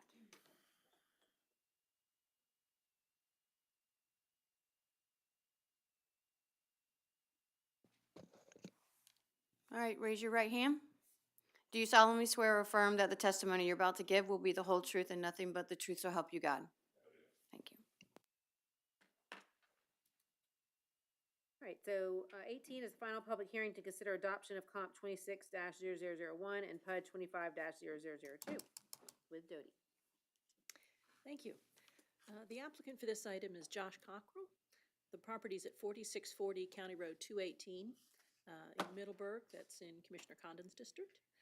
There are two portions to this application. There's the Comprehensive Plan 26-1, which would change the future land use from the property from rural residential to industrial. And then the second portion is PUD 26-2, and that would change the zoning from private services PS1 to planned industrial development. Signs were posted and letters mailed to the surrounding property owners, which you can see in the map on the right. The aerial on the left shows you where the site is in relation to the other parcels, and the right, of course, is just the parcel map. On the left is the existing future land use with the RR in yellow, and on the right is the proposed land use change to industrial, which is the purple color. On the left in this pair is the existing zoning, which is the PS1, and on the right is the proposed PID. This is the site plan that is a part of the ordinance. It's Exhibit B2, showing the potential location for some buildings. They are not there now. And then also future potential areas for the mulching staging areas, I'll call them, with a roadway that circles through the parcel. So this use is not specifically called out in our code anywhere. When the applicant first came to us, there was talk about putting it as recycling under zoning for heavy industrial, IB. The code also has land clearing debris offsite disposal facility, long mouthful, that would be an ideal zoning definition. However, because it addresses vegetative matter resulting from land clearing, but then it specifically says that that is for a construction project. And the second sentence excludes any vegetative matter from lawn maintenance, commercial, residential landscape maintenance, right-of-way maintenance, nursery operations, any source that isn't from a construction project. So that also doesn't work for this applicant because he's not going to stand at his gate and ask, where did this load of tree branches come from? So in the end, after some additional conversation with the Planning Commission, we wound up with the fabrication of materials used in the building trades because it's a similar sort of use. So with the applicants providing in the PID documentation, the written statement, is a request to have most of the uses that are allowed under light industrial, the IA, which is the zoning district immediately to the west, that very large parcel there. It's a district that's intended for light manufacturing and wholesaling. It includes the uses in IS, which is the industrial select section. There's this long, I won't read all of these to you, but there's a long list of types of uses that would be covered under this. You can see there includes the building trades, but includes yacht manufacturing, furniture manufacturing, metalworking, farm machinery, cold storage warehouses. And then there's an additional list of potential uses: mills, private services, utilities, marine, boatyard, incinerators, if they're an accessory to a different principal use, radio towers, communication towers, and warehousing. There are 4 conditional uses that are under IA. Public assembly, a residential dwelling intended to be like a security site, auctions, and recreational vehicle and boat storage. So on March 16th, the Middleburg CAC voted 6-0 to recommend approval of the comp plan application. And on April 20th, they voted 8-0 to recommend approval of the rezoning portion for the PUD. On May 5th, then, the Planning Commission voted 6-0 to recommend approval of this item with the following changes. They recommended the list of the permitted uses be amended to those listed as permitted in light industrial, and that the list of conditional uses include the land clearing debris off-site disposal facility. So in the PID, the applicant's permitting, as I said, all the proposing to have permitted all the uses in the light IA, with the conditional uses that are already allowed and the addition of the land clearing debris facility. The PID also incorporates a 6-foot privacy fence to be provided along 218 with a 15-foot landscape buffer and a perimeter buffer of 50 feet of undisturbed vegetative matter to be provided adjacent to lots that are zoned residential or agricultural with a 6-foot high earthen berm. And the edge of the disposal facility may not be located at any point closer than 50 feet to the right-of-way, easement, access point, or the property line. So staff's looked at the criteria of the comprehensive plan, finds them to have been met, and recommends approval of Comp 26-1, and finds the criteria for the rezoning have been met, and recommends approval of PUD 26-2 with the changes that were recommended by the Planning Commission. Those changes were incorporated in the ordinance version that you have in front of you, and in the written statement that is a part of that. So the applicant is here, I believe, for any questions you might have. Okay, thank you. Should I speak?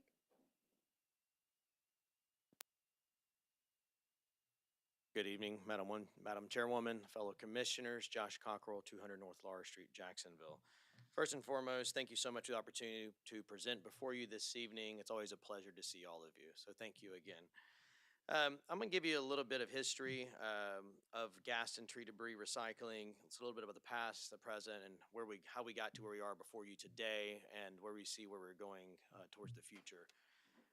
First and foremost, Gaston tree debris recycling has been around for more than 20 years here at 218. And the property has been used as a biomass processing and recovery facility serving the public and private sectors.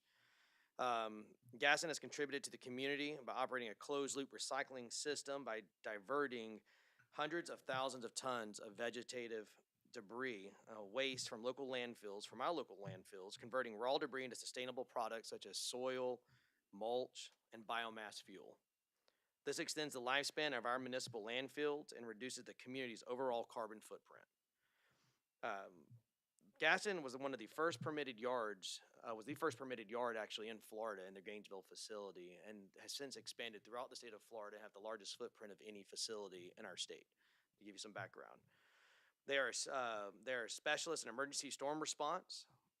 They provide the community with critical infrastructure for rapid recovery following hurricanes or severe weather events, from both, as I mentioned, private and public sector governments to their own facility vehicles and employees to your tree trimmers and so forth, bring storm debris, or just your tree debris whenever they trim your trees to this facility to be turned into mulch that then gets shipped off and dyed or whatnot, or gets dyed on site and shipped off and bagged to be used for your landscaping, for example. Their facility this facility here specifically serves as a localized staging and processing site, ensuring that the neighborhood roads are cleared of hazardous debris, quickly restored to safety, and that the resulting waste is managed responsibly rather than being illegally dumped. This facility supports our local economy, providing stable highways, industrial, and logistical jobs. Furthermore, providing local drop-off and processing point for tree service companies and site contractors, and reducing their operational and travel times. A little bit about that history overall, but most importantly is how we got here. They have been here, no complaints, over 20 plus years, serving the community, have had any problems. Back in the late summer, they hired a company to drop a 10 by 20 foot building, a shed, onto the site, and the company did the right thing. They pulled a permit. Code enforcement came out and said, wait a minute, you're not zoned properly, you're PS1. My client had no idea that they were not zoned properly, though they've been there for over 20 years. They received letter after letter stating that if you don't come into compliance, we're shutting you down. So they brought me in to ask me to help them get into compliance. I met with Jenny Ryla when she was with you and talked to her back in early January and filed an application for land use change and to rezone the property to IA based on her expertise as seeing this facility as useful in the construction trade and so forth as a fabrication facility for materials used in the trade. We filed it. We decided to go on to DRC early, and even though it's not required for conventional rezoning, to get an understanding of what to expect in the future ahead as we come out of this process. At the time, Jenny was no longer with us.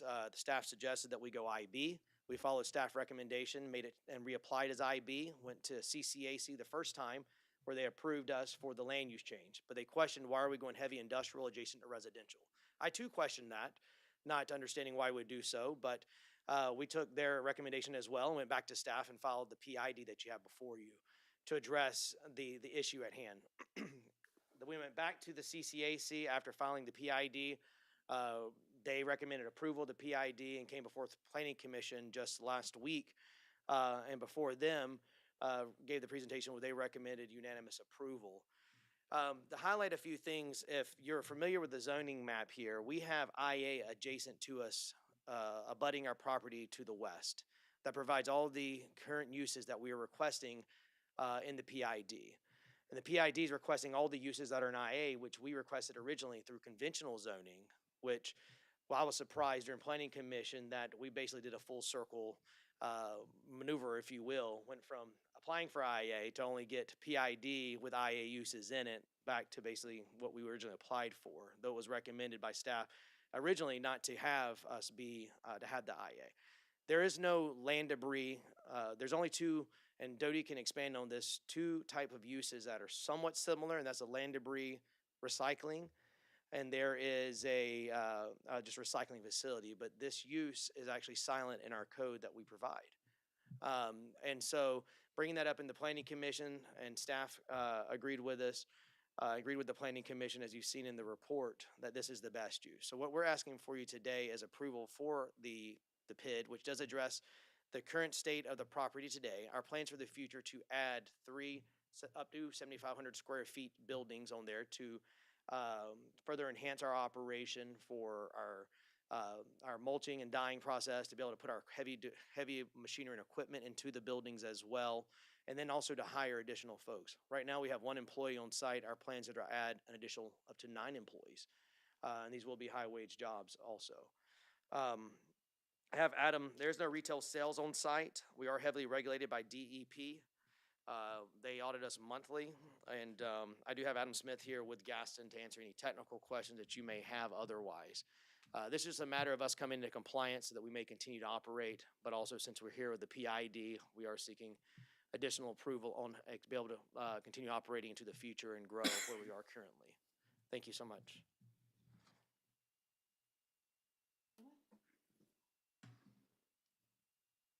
Thank you. I'm going to open the public hearing. Anyone like to speak? Close the public hearing, bring it back to the board.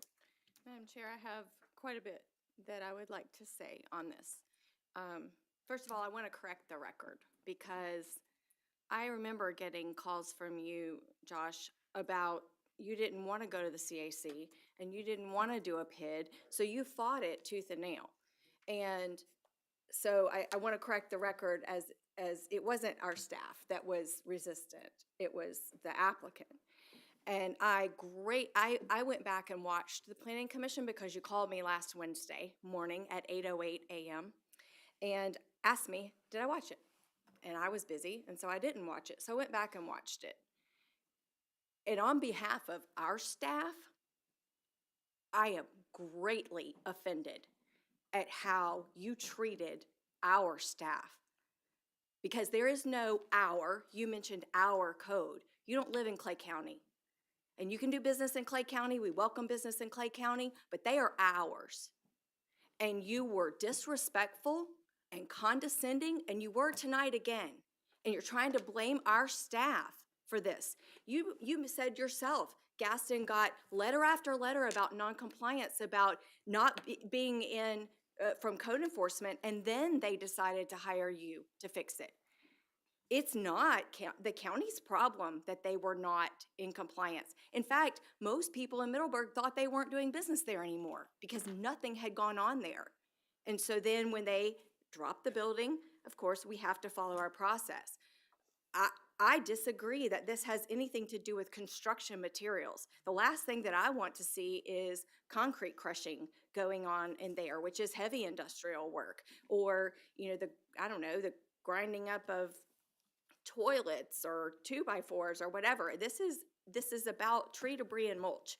And maybe our code needs updating, and we know it does. We've got work to do that. We've put in place just recently an engineering contractor to do that. But to talk disrespectfully to our staff, you're just not going to get places that way. I'm going to support this because of Gaston and the work that they do in my district and the people that they employ in my district, but don't talk to our staff that way anymore. That's not okay. And that's why I didn't call you back today, because I was not going to have that conversation. And I see your body language right now that you don't like me saying this on the board floor. You know what? They're paying you a whole lot of money to get us to vote yes on this. And you could be respectful to our staff. And I'm not just pointing at Dodie. We have a lot of planning staff. But it makes me sad that she had to do that. And she has to do her job and does a very good job of it. Planners are, for the public, planners are very, very difficult to come by today. And the ones who are willing to stay with county government and work in county government, we appreciate them and respect them because they can make a ton more money out in the private sector. And so it's really, truly a service, and maybe people just aren't majoring in that in college anymore. But our staff, I think, are some of the best in the business, and I appreciate the work that you do. I'll move approval. All right, I have a motion. Is it for the comp? Yeah. All right, I have a motion and a second for A. Comprehensive plan. Okay, motion and a second. All those in favor, say aye. Aye. Aye. Any opposed? Aye. All right, and do I have a motion for the zoning? I'll move approval. And just to make sure that the minutes reflect it correctly, it's for the PUD and not the zoning. Thank you. I have a motion. Do I have a second? Second motion. All right, motion and a second. All those in favor say aye. Aye. Any opposed? Aye. All right, motion passes 4-1. All right, we will move on to number 19, final public hearing to consider comp 26-003 and PUD 26-0001, Commissioner Condon's district.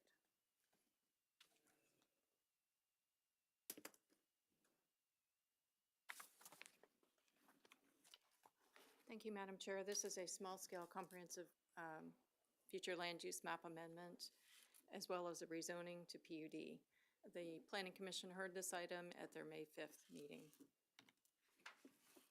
The applicant for this is D. Anderson Development. They're the owner. Colin Groff is the agent for them. The location of the property is Blanding between Treat Road and Gas Line Road. This is in the Middleburg Clay Hill District. It's Commissioner Condon's district. There are 2 parcels that are involved. And as I said, there's 2 steps. There's a comp plan amendment, which would change the future land use designation of 14 acres of one of the parcels from ag residential to commercial. And then there is a PUD application, which would change the entire acreage, 60.49 acres, from commercial and professional office BA2 and rural estates AR2 to planned commercial development. The map on the left is the notification map for the PUD because that covered all the acreage. The list on the right is the overall listing of who we contacted and the posting of the signs. The map on the left is the location, and it shows you where the where the comp plan amendment, those little purple triangles that are located south of Camp Blanding, are the comp plan items. and there's an aerial on the right. The map on the left is the existing land use. You see it's yellow, which is the AR residential land use currently, and they are changing it to the red, which is the commercial. It's surrounded to the west by AR and military base, the Camp Landing base is to the north across from Treat Road. And this is just as, further zoomed out map of our future land use map so you can see the context. This is kind of a little commercial node across Blanding is also commercial, and this was done years ago. Zoned to the BP zoning district, which is a very broad zoning district, but you can no longer zone to that district. And most of the parcels are fairly small parcels in the area that are across the way, as well as when you look down towards Keystone, you also have smaller commercial parcels. Regarding the rezoning, again, this will be the entire parcel, the 60-acre parcel. On the left is the existing, which is the AR, and the commercial on the right is the PCD. The applicant has proposed the uses to go along with the PCD, and what I'm going to hand out to you is a revised ordinance. You can keep a copy. Because at the Planning Commission meeting, we discovered there was an inconsistency between the written narrative, which described the buffer, and the site plan. So that was corrected by the applicant.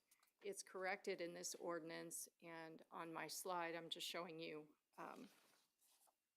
the corrected language. It's the white box on the right, the visual barrier, and it's replacing the language that was struck out above it.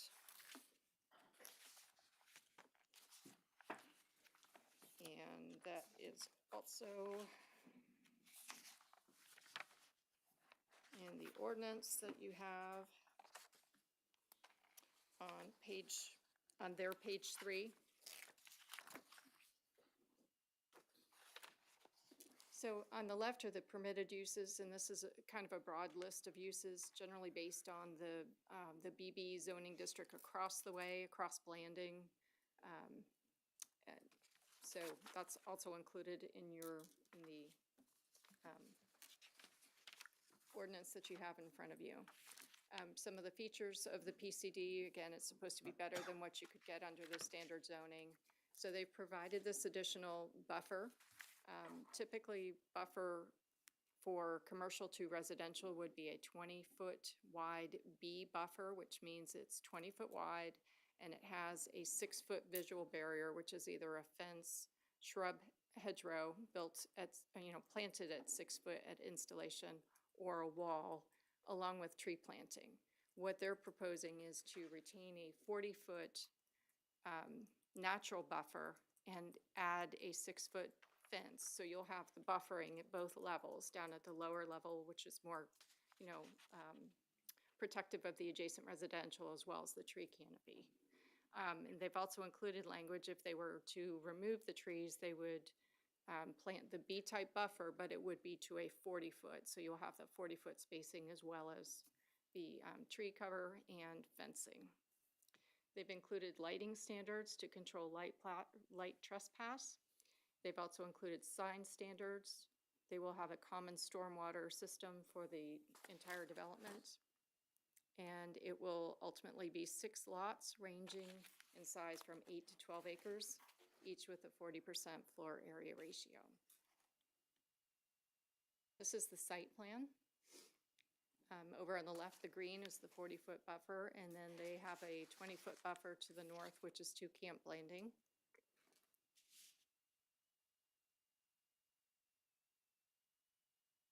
So the Planning Commission voted 6-0 to recommend approval of Comp 2603 and Zone 2601.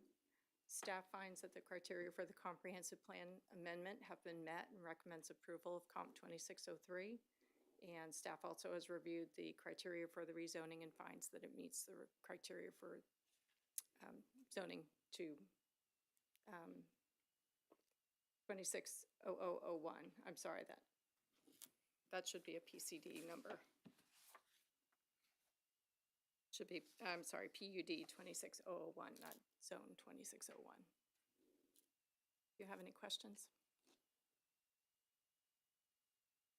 Beth, I just wanted, I have some requests of the applicant, but just for the sake of the public, on the very first slide, it said it was in the Middleburg Clay Hill District, but it's not, it's in the Keystone Planning District. I just wanted the Middleburg Clay Hill CAC to know why they didn't see it. Okay, thank you. Sorry, I missed that. Any other questions? Right now? No. All right, applicant? Because they would call.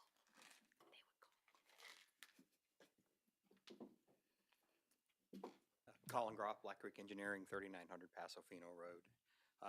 Just a couple things, staff does a wonderful job working with us and helping us get through these things. I haven't done one in the county for a while because we've been busy in Green Cove and in Putnam County.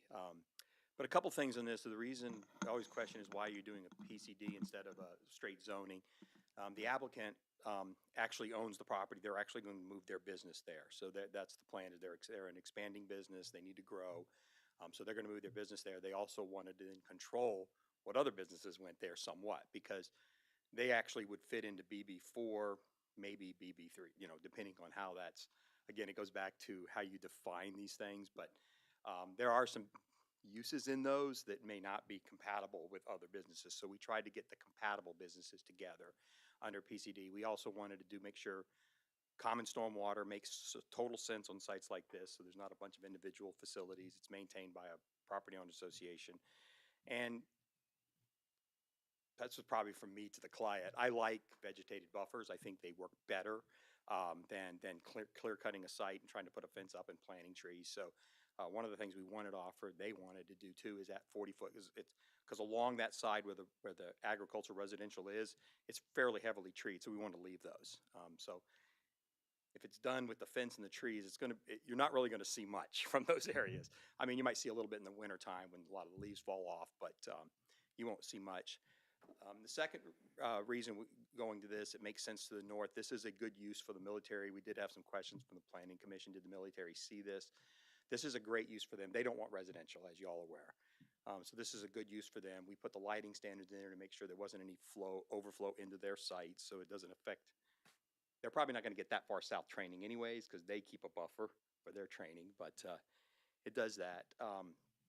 And it's really the reason we wanted to do this is in Clay County. I've had 2 clients in the last 6 months move from Clay County to Putnam County because they couldn't find these large sites that are zoned this way.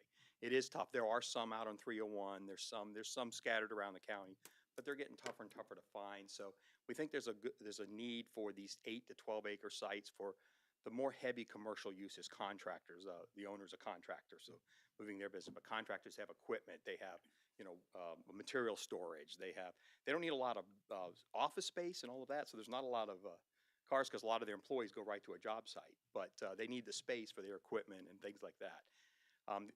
The other reason we want to do this too is having a common driveway.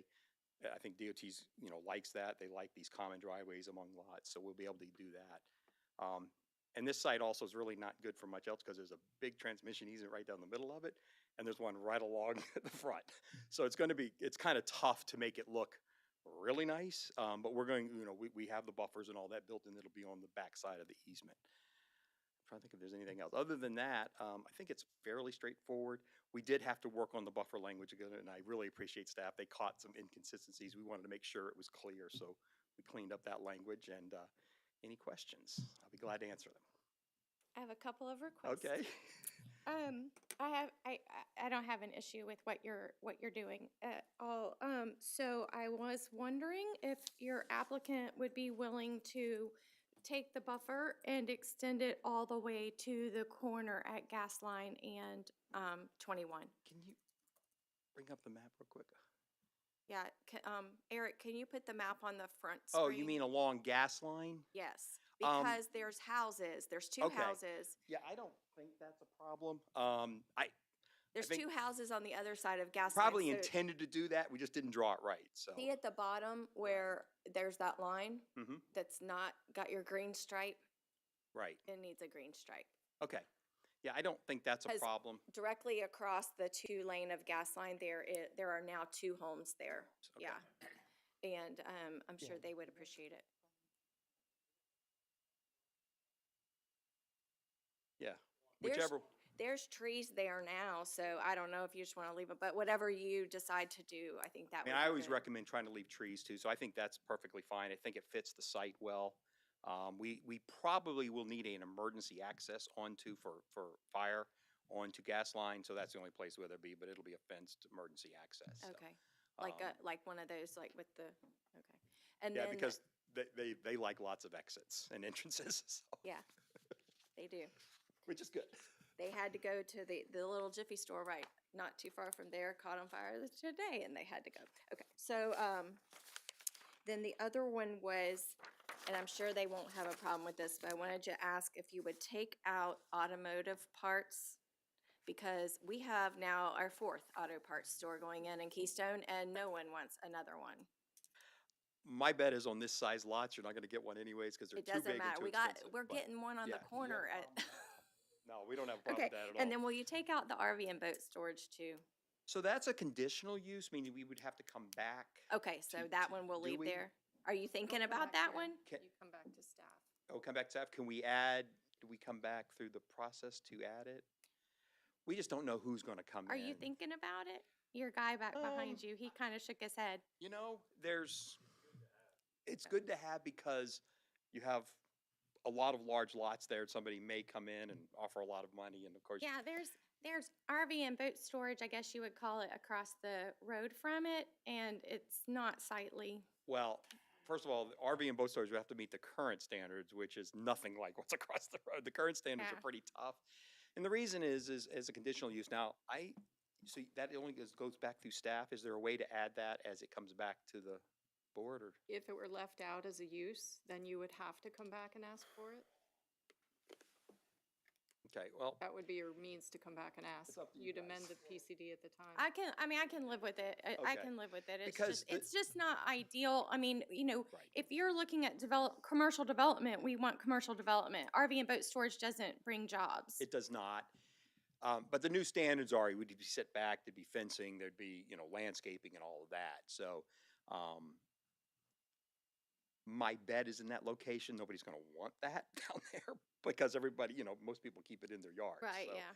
my bet is unless there's a massive development down there, which I don't see coming, and I don't see anybody here approving that, I don't think that's gonna be a useful use. I think we put it in there just in case, somebody came along and said, yeah, we think we could do this. But, either way, the reason I like a PCD too is because somebody comes along that we didn't fit, we can always come back and say, okay, here's what we're going to do that. So I think it's really up to y'all. So I Okay. think we'd rather leave it in as a conditional use, but it's really. And Beth, to change the 6 lots, they would have to come back because of the pit. If they were to drastically deviate. Like from if they this were going to with 4. Intensity, okay. yes. Do you have a preference on that buffer? Do we have a width? Because it should be clear what that buffer. I think if it's consistent with the other, I was curious about the, where it says where they go ahead and say if the existing trees and vegetation are removed. And that's to protect, because somebody, if somebody buys the lot and they remove it, which we don't want to happen, then it's fairly extensive to put it back. You'd hope somebody's smart enough to know it's less expensive to leave it than take it out, but. So I guess I'm a little bit confused. Okay, so when you read the visual barrier,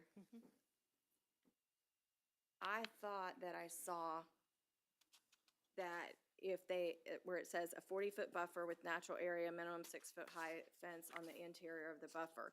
If the existing trees and vegetation is removed, a 40-foot buffer will be provided and meet current landscape code. I thought I saw somewhere that had dropped to 20 if they put the fence. Well, maybe my explanation confused that. A typical perimeter B buffer would be a 20-foot per our code, but they're going to retain it as a 40-foot buffer, but meet the B standards, which are evergreen tree planting, 30-foot on center, as well as grass. Okay. And then the only other thing that I'm a little bit concerned about is on that corner there by gas line is the lighting. So we did light trespass for Camp Blanding, but what about those homeowners? So it's the same lighting standards across the whole site. That's why we put them in the PCD. Okay. So they'd be the same across the site. And then, again, I think the language, and Beth, this is for you, I think the language says the buffer's anywhere where there's residential. I think we're not showing it on the site plan that way because I'm gonna be honest with you, I didn't know there was residential. Well, there's a road. There's a so- road there, so I didn't really consider it, but I think the language is okay. I think you can just add and say, along. Yeah, Gas Line Road. there's more there residential than, like, right here, Right. there's the one house here, and then the back here is not really, And generally, that's a perimeter buffer. When you're along a road, it's your front buffer. That's probably why we drew it that way. It's Yeah. But I don't think it's an issue because that's not the entrance to the site anyways. That's going to be the side to the lot anyways. yeah, and I think the only other thing would be, and I know that they're public roads and we don't direct traffic, but once traffic starts coming, if we're gonna be, and Richard and I've had this conversation, we're gonna be in a bind if they start using Gas Line and Immokalee to cut through to State Road 100 to go west, towards Bradford County, because Immokalee it's already become a cut through for the RV park, and GPS routes you that way. And the problem with Immokalee is, and Gas Line's probably a bit similar, although Gas Line seems a little wider, but the problem with Immokalee is that it was built before roads are 24 feet, and so it's 20. And so if you even just get a camper and a landscape trailer passing each other, they're both off the road. Right. And I drive Immokalee every day. So I'm well aware of how I get run off the road. I don't live on Immokalee. But at any rate, I think that could be an issue if big trucks are coming, but I guess we can And that address has become issues in other counties, and Yeah, it's a challenging one. You can put in no truck, but then it takes the sheriff to enforce that. Yeah. Once you do it a couple times, it generally stops, in my Yeah. experience. You get some big tickets out there that kind of cut through stops, but, and you can do that. You can put a no through trucks on roads. That's perfectly legal. So, but Yeah. that, again, yeah, it could be an issue. These particular businesses are not ones that have a lot of that kind of traffic. They come in, because the employees generally don't even show up there. They go direct to the job site. So it's not a lot of employees. Do you have some well, for deliveries? their employees, but for what the other sites may be. Right, and the other sites, but, all of these uses are uses where there's employees, but if you look at the types of business, unless somebody comes along and wants to put a shopping center in, because Yeah. we said, yeah, because people down there really wanted that. So I don't think that'll happen anytime too soon, Mhm. but if somebody does that, then, could that be used as a cut through? But I would recommend that road, if that's a problem and the road can't be widened, or, a business doesn't pay for it. I mean, if a shopping center comes in, there actually may be some requirements for them Yeah. to widen the road, but you can make a road no through trucks. It's just the enforcement. I've experienced this on the government side, is you do have to have the sheriff cooperate with you and give tickets. The only which other they question I generally do. had, Beth, was, in there, it addressed, In their plan, it addressed the mobility fees, but it didn't talk about impact fees. I just wanted to be sure that they are paying. They would all be assessed on. Yes. All right, I have no other questions. I will move approval of we have to do it twice, right? Or two different ones? I didn't have the public hearing yet. Oh, I'm sorry. I thought we did. No, we're just doing questions for the applicant. Oh, thanks, sorry about that. No, that's Anybody okay. else, questions? Okay, thank you. Thank you. Open the public hearing.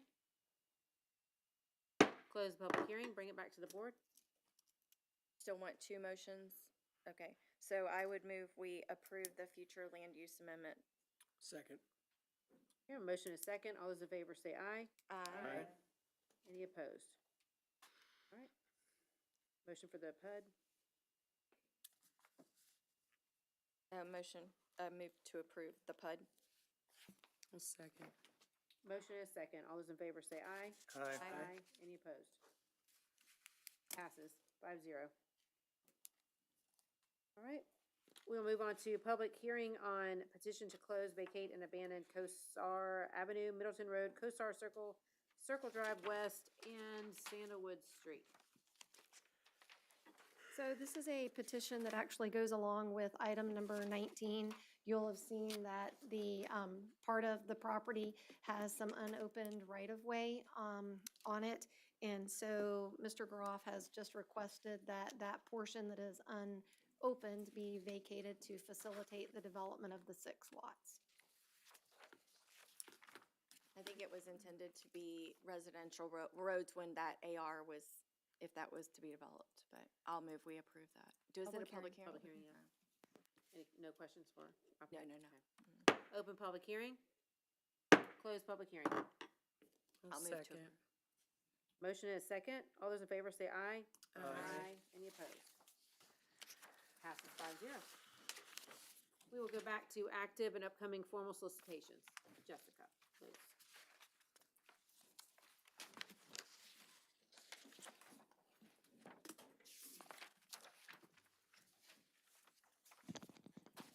Good evening, Jessica Los, Purchasing Manager for the county. I'll be briefing you on the active and upcoming formal solicitations.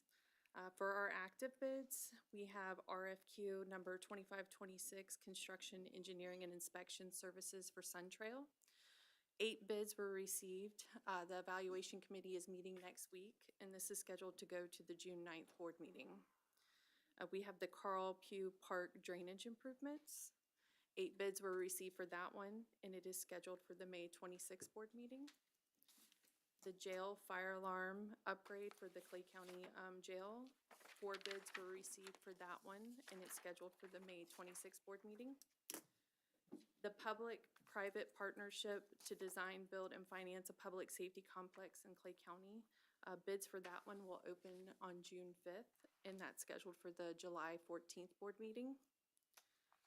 The mosquito control program, 3 bids were received for that one. The committee is meeting next week to evaluate it, and the bids will, bid recommendation will come back to the board on May 26th.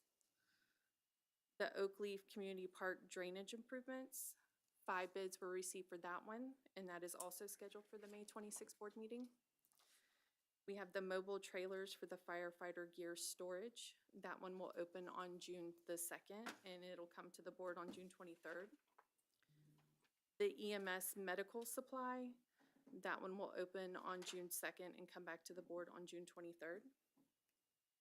The storm damage berm repairs at the Clay County Outdoor Adventure Park, bids will open on June 12th, and that is scheduled for the July 14th board meeting. Then for our upcoming bids in May and June, and this is not in any certain order, we have the Clay County Fairgrounds Hurricane Roof Repairs. This is a rebid. Knights Marina and Lakeshore Park improvements. The drainage repair and or new public works construction. Countywide sidewalk and concrete repairs. The Fairgrounds water improvements. Fire Station 17 shower addition, the HVAC replacement at the Clay County Emergency Operations Center, and the jail recreation yard waterproofing roof repairs. Do you have any questions on any of the bids? Yeah, JB. I have a question to the Yes, sir. chair. The mobile fire station, equipment storage, we just approved 3 equipment storages tonight. What are these? So the one that you approved tonight was for sheds. And then at other locations that we can't build a shed, they're going to put on these mobile storage trailers. So we're gonna buy storage, mobile storage sheds? Yes, sir. Public safety is here if they want to. Commissioner, there are several of our sites that were identified that we don't have space to put a shed on those sites. So we're gonna do a cargo type trailer that'll be air conditioned just like the shed is and insulated. It just allows us to have a little narrower footprint to get that, to achieve the goal there. These are temporary in nature?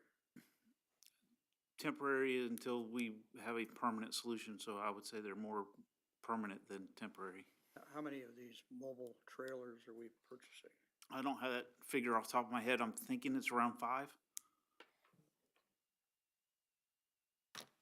Okay. Thank you. Yes, sir. Anyone else? All right, Thank you. thank you. All right, we have letters for action. Discussion of appointment to the Flumion Citizens Advisory Committee. Sean Mayberry submitted an application to fill a vacancy. Madam Chair, I met with Mr. Mayberry, and I think he'd be a great fit for the CAC. Awesome. What's the motion? Motion to approve. Second motion. All right, motion and a second. All those in favor say aye. Any opposed? All right, we have letters of documentation, bid opening tabulations for Carlpue Park, drainage improvements, and also jail fire alarm upgrade for the county jail. All right, I'll open up our second public comment. All right, close the public comment. And do we have anything from the commission auditor? Nothing tonight. And county attorney? Yes, so just to follow up on the petition that Reinhold and Claire Timber presented, they met with Mr. Gross. So he has property that's directly adjacent on the west side, and the confusion was the stakes that were there are actually in connection with the FDOT right-of-way. So I think they were mapping it out. So they got that all cleared up. Great. So they wanted to let you know. And then just a couple items. The CRC will meet for their third and final hearing on May the 18th, which is next Monday. And they will also approve a final report from their attorney. We will then bring it to the board for your review. The e-bike legislation that I know that you all have been following, we're still waiting on the governor. So once that gets signed, then we'll be able to evaluate it and see if there's anything further you'd like to put in place for our county. And then lastly, if you're following it, just Judge Mobley's position for county court. They will have interviews on this Thursday. There's 9 applicants, so we will have a new county court judge hopefully within 60 days after that. Thank you. County manager. Madam Chair, Commissioners, just a reminder about our next budget workshop on Tuesday, 9th of June. It'll be from 9 to 11 a.m. here in the boardroom. Hopefully we'll have something from Tallahassee, at least a budget that hopefully will be approved that we can discuss and the impact. But we feel it prudent to hold the workshop. It'll be on that Tuesday just before the BCC. Any questions? That's it. All right, I'm gonna start commissioner comments with on this end tonight. Okay, thank you, Madam Chair. So one, congratulations to the Keystone Heights High School boys weightlifting. They won state for, I believe, the 3rd or 4th year in a row. And they took 12 lifters to the state championship, that's a lot of lifters to qualify. And then like 4 or 5 of them won individual state championships in addition to the team. And all the points go together. Commissioner Scarmelo probably knows way more about that than me. But I was at their regionals, districts and regionals, because my nephew lifts for a different school, and just incredible. Like, I don't know how they don't all have back problems, at 19, but. They will. Yeah, I'm thinking that they're there. We're moving down the dais. They're going to need you, and then they'll need Commissioner Compare. Anyway, but at any rate, in your private lives. But at any rate, so congratulations to them. I'll get with Laura to maybe we can do a proclamation for state champions. But really great, great there. I think maybe Oakleaf won, and they're. Anyway, I think there were some others, but at any rate, they were the state 1A champions. So great there. I wanted to share with you all a super cool story. So a few weeks ago, I got a phone call from the sheriff late in the day. My husband and I were in Gainesville for eye appointments, so I couldn't make it back, but she called me. They were having a sheriff's net meeting. She was down in Keystone, and then she had received a phone call from a gentleman named Tony Rice. He's a farmer right outside of Keystone, and he put on Facebook, but I didn't see it. He just did it that day, and then he called the sheriff's office and told her, and then he called a few pastors, and he put together a night. He said, let's meet at Keystone Beach and pray for rain. And so they did. And the next day was the first day that it had rained in months. So prayer works. Then last Thursday night, Commissioner Compare had mentioned the National Day of Prayer at our last meeting. National Day of Prayer service in Keystone was at 6:30 at the Ace Hardware parking lot last Thursday night. Prayed again for rain, and we've had rain since then. And so these people are putting together these events now that are called Pray for Clay. And they're just going to go around. And I asked them if they're going to create a Facebook page, and I think they're going to. And I just thought that was really cool. I wanted to share it with you. And the fact that they're praying over our county and you know, power of prayer. Secondly, I wanted to share with you, and I didn't know this service was available. So last Wednesday night at church, instead of our normal Bible study, we had CPR and first aid and AED training from our great Clay County Fire Rescue Paramedicine group. And I didn't know that you can call or email Community Paramedicine, and they provide this training for free and under a grant. And they teach you how to use, which I knew CPR and first aid, and I kind of knew how to use the AED, but what I didn't know is the Narcan piece and what they want you to do, and there's a specific order. So now I have this cool little kit that's in my car, because if you sign up, and you're actually officially signed up, they bring these little kits for everybody. And so I have this kit in my car, and I feel pretty confident I could do it if I needed to. But anyway, I wanted to share that because I didn't know it was available, and they're providing it to civic groups and those kinds of things. So you could call and see if you can get signed up for that. I wanted to give a quick update to the residents of Keystone Heights. So they mentioned, the last applicant mentioned kind of offhandedly the grocery store. So if you aren't aware of the grocery store situation in Keystone Heights, our grocery store closed. We had a Hitchcock's, and it closed, and we have one in Melrose that's a Winn-Dixie, but it's owned by Aldi, so we have differentiation. So at some point, Aldi will close that and make it an Aldi, we understand. But also, the Winn-Dixie people who sold all their stores to Aldi bought back 10 of their stores, I think it is, and the Keystone Heights Hitchcock's was one of those stores that they bought back, and they're turning it into a Winn-Dixie. So it's very confusing. However, people of Keystone, it's coming. My understanding is they've been working closely with Sharice and Steve. Their demo permit has been approved. They're starting demo this week, and then they are on track. They are aware of the community's need to not be a food desert like poor Green Cove Springs is right now, although we have the Roosters store that was opened on 17 as well. So at any rate, I spoke to them yesterday at the Hibernia ribbon cutting. The contractor happened to be there. It's a local contractor doing the work, and they are on track for a 31 July opening or reopening of that store.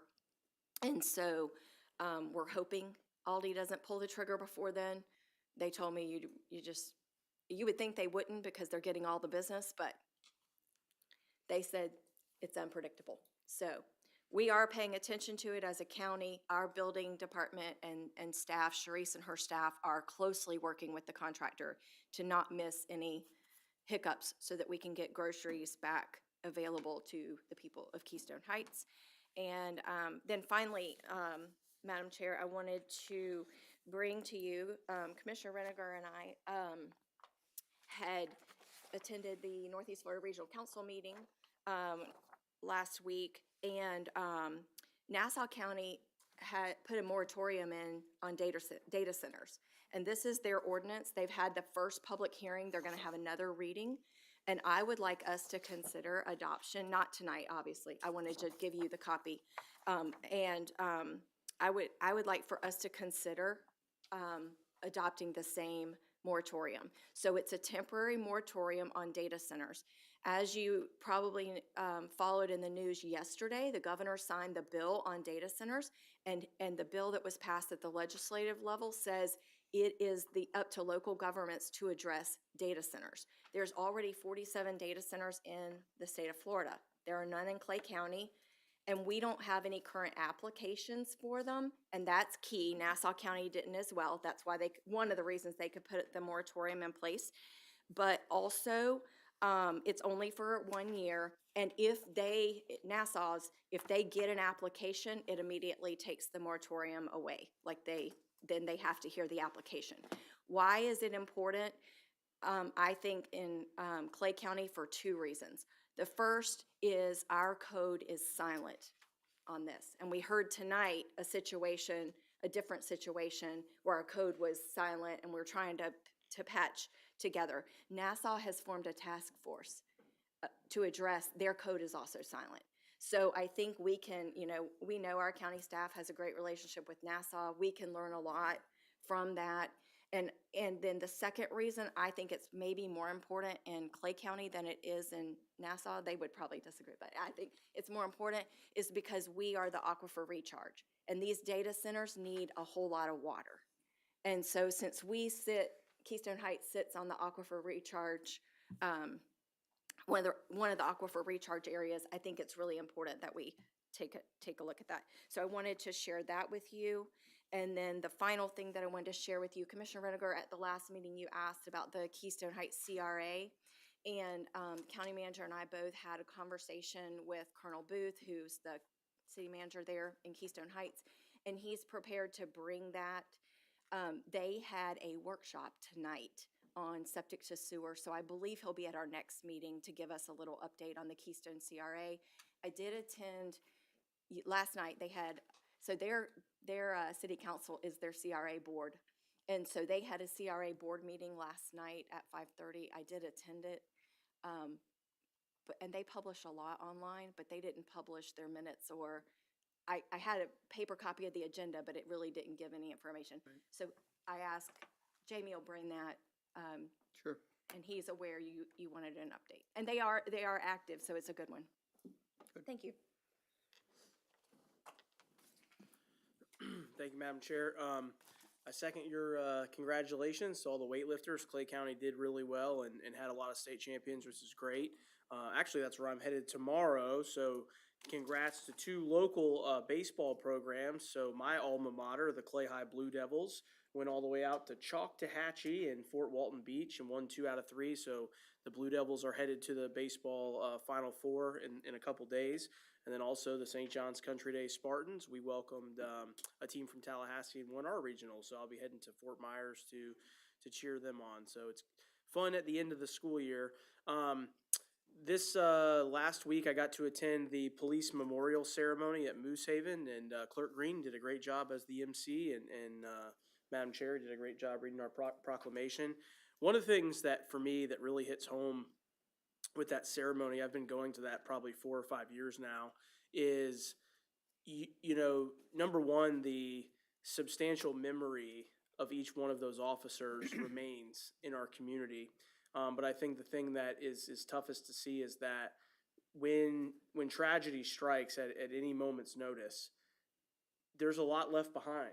You see sons and daughters that have been going to that ceremony for years that are now in high school and in college, and moms and dads and grandparents. And so I think it's very important that we continue to recognize those law enforcement officers that have made the ultimate sacrifice, and pray that it doesn't happen again. One is one too many, and it was very humbling to see all of the community that showed up, and other jurisdictions. There's a lot of JSO and some other counties that came to pay their respects. So it was a beautiful ceremony, and it's important to keep their memories alive in our county. And then the last thing is, as the school year comes to a close, I just want to say thank you so much. This is going to be my intern Taylor White's last meeting, and he's been a tremendous help. I've probably learned more from him than he's learned from me, and he did a great job. And stay tuned. I am going to put out an opportunity for another high school student next fall to intern again. It was a very productive exercise, and I want to keep that thing going. And Taylor, great job. We're going to follow you all the way to the White House. So nevertheless, thanks so much. That's all I got. Very good. Commissioner Fair? Thanks, Madam Chair. As I alluded to earlier this evening, 2 Fridays ago, we went to the Fire Rescue Awards ceremony, and it was a touching evening held at Church of 1122 off of 17.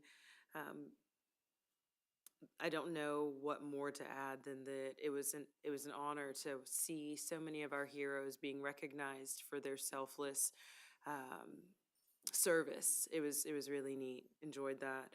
And then last but not least, I do want to say that I got to enjoy the National Day of Prayer last week. I got to see some familiar faces there. Thanks for coming. But I especially enjoyed being at Penny Farms. And don't tell Morningstar this, because obviously my church would be upset, but I thoroughly enjoyed being at Penny Farms last Thursday evening. They're an older community, and yet the church, which probably seats, oh goodness, well over 100 people, was full. And they didn't let ailments and laziness or any other, I mean, not only was the church packed out, but they have a camera inside of the sanctuary that broadcasts to those who can't be there. That's how dedicated they are to their community, getting the word of God in their homes when they can't make it. And it was just a touching, very moving service. So for next year, I'm going to put in the plug tonight for next year. The National Day of Prayer is always the first Thursday of May. And they're likely to have their service again like they've had for many years. But I won't be on the floor this time next year. So I want to share that service and Morningstar service is always open to the public. It is an honor that our country recognizes the National Day of Prayer. And my family comes from a country that does not honor God and makes it a practice every 250 years to rededicate their country to something else. And so here in America, where we get to honor the one true God, I think we should always take the opportunity to do so. That's all I've got. Let me just say, wow, you know, we chronicle a bunch of events we were at, and I'm going to do the same. Challenge Enterprise had a breakfast celebrating their service to the community, and it was a very good event. Waste Not, Want Not had a ribbon cutting to a new facility they have there. And some of these events precluded attendance at other important events. We mentioned the regional council. I think that was the same time as a sheriff memorial was. We couldn't, you know, I can do a lot, but I can't replicate myself twice. But the fire rescue, I want to comment on that, and Commissioner Kemper and I attended that, but it exemplified the readiness you have with equipment, the proper equipment, proper training, and when the emergency happens, it's too late to order the equipment. It's too late to get the training, and nothing could emphasize the importance of those attributes than the small boat switch, the switch that capsized at Black Creek, and the firefighters went into action and saved that little girl. So my hat's off to them. We had a National Rail Association. I put down NRA and I had to remember, okay, it's not National Rifle. National Rail Association, Pathways to Eliminate Railroad Crossings. They have, it's a national consortium of, I guess, railroads that have $1.2 billion that are earmarked for elimination or rectifying railroad crossing type things to eliminate accidents. And I think we have one that we're going to apply for. So good on our grant department. They should be working hard on that. So yesterday we attended, county manager and myself attended the Advanced Air Mobility Symposium down at Daytona. And you never know what you're going to learn. And Dr. Deaton talked this evening, about the importance of getting whole blood, getting the emergency room to the patient instead of the patient have to be transported. Well, at this symposium, we talked about getting emergency response, the emergency room to the patient even quicker, okay, with a vertical landing aircraft. And And where would we need that? Well, any place you have a road, any place you don't have a road. Let's say a rail accident at one of these railroad crossings, or an aircraft crash, okay? How do you get the emergency equipment to them? Well, this may be a solution, but this symposium spoke to a business opportunity of short-range regional transport of products and people, okay? Think Amazon, with drones, whether they be manned or unmanned vehicles. Think about short-range trips. They used the example of people that fly into JFK, LaGuardia, trying to get to Manhattan. If you've ever tried to do that, it's a 2-hour drive, and it's not cheap either via taxi, but you can do that in 10 minutes with a vertical vehicle. So these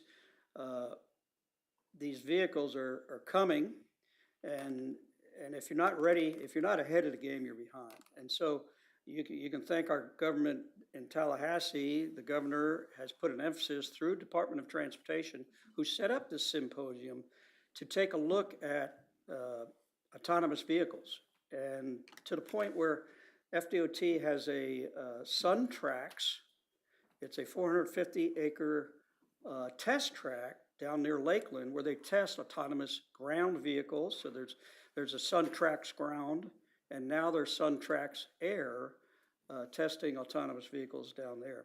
And what was enlightening to me was the fact that we had at this symposium international OEMs, original equipment manufacturers from all over the world, who were complimenting and putting Florida on a pedestal for being leaders in the evolution of air travel. So, and it was held at Embry-Riddle, which is the center of aviation in Florida anyway. So it was a very good conference.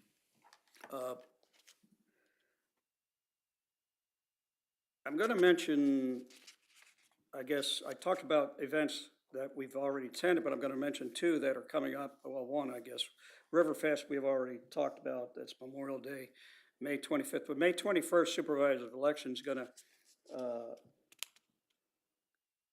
I don't know whether award's a proper term, but congratulate centurions that are individuals at Penny Farms that have been voting all the way through their 100th year. And there's several that are 101, 102, 103, 104. And he's done this several years in a row. But anyway, May 21st, Penny Farms is he's going to be there out there congratulating them. I want to back up a second to data centers, and Commissioner Condon brought up the fact that Nassau County is passing a moratorium. I'm also going to tell you that Palm Coast is building a data center. And quite honestly, at the same meeting, he was kind of, the city manager for Palm Coast was kind of emphatic that this was probably a good thing due to the economic impact of a data center. So, the truth's probably somewhere in between. We don't want any, and we want all that we can get. I think it's a good idea to be ready for data centers instead of have our code be silent. So, like I said, once again, if you're not ahead of the game, you're going to be behind. But along with that, these air transport, heliports, we don't really have a lot of code on heliports in our land development codes. I think that's something we need to look at. Here's a couple others, and I have a litany of about 6 or 7, but I'll give you 2 more.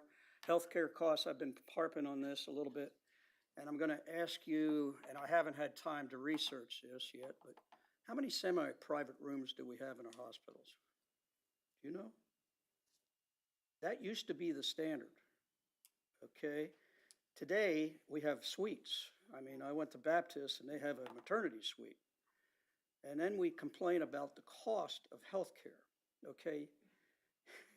You can't have it both ways, okay? So, I don't go to the hospital for a 5-star vacation, okay? But some people may think that that's the right thing to do, but it's expensive.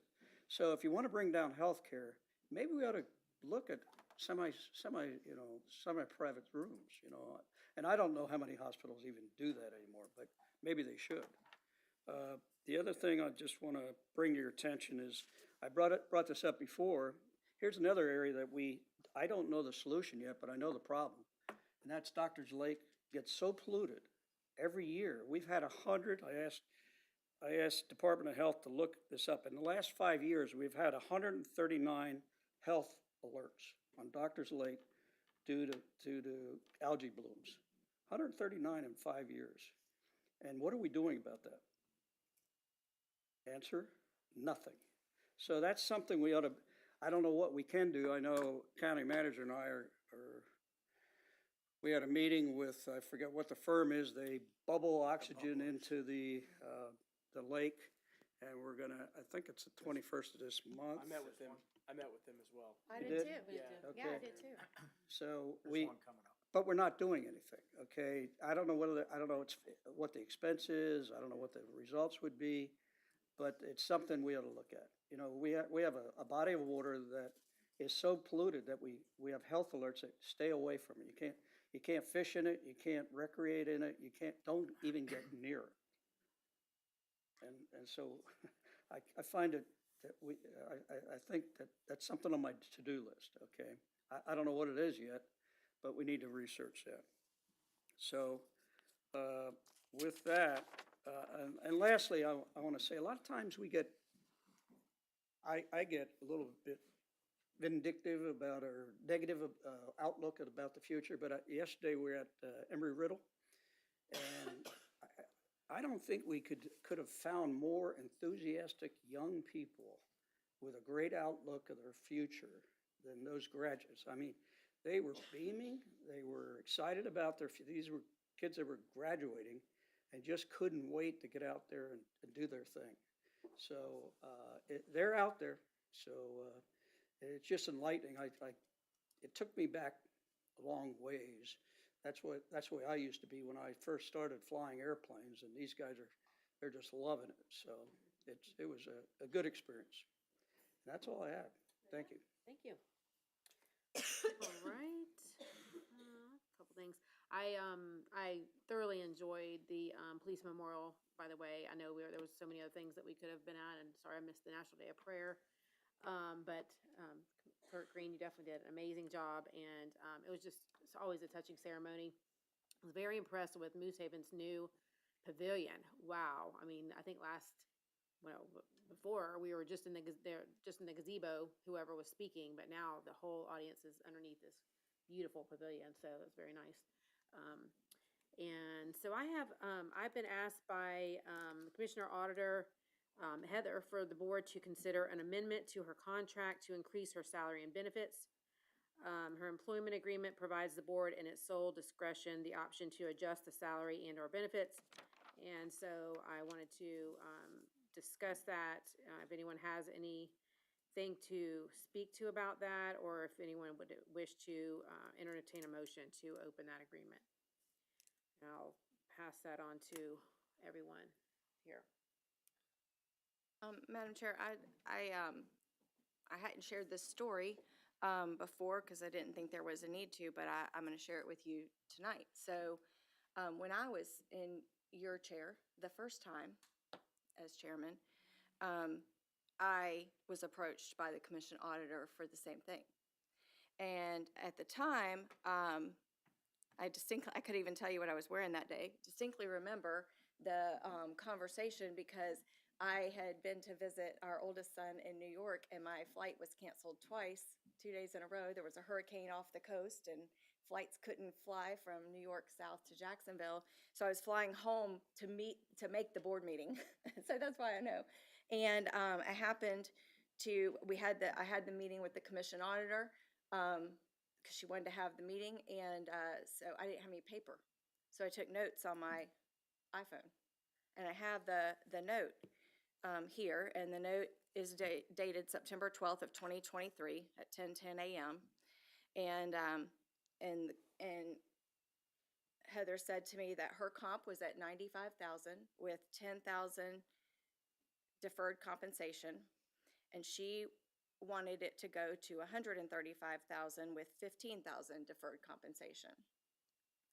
And so I got with HR, Jessica Layton at the time, and Courtney as the county attorney, and said the commission auditor would like to negotiate with me on her compensation. And that's when I found out that there's only two ways that negotiation can happen.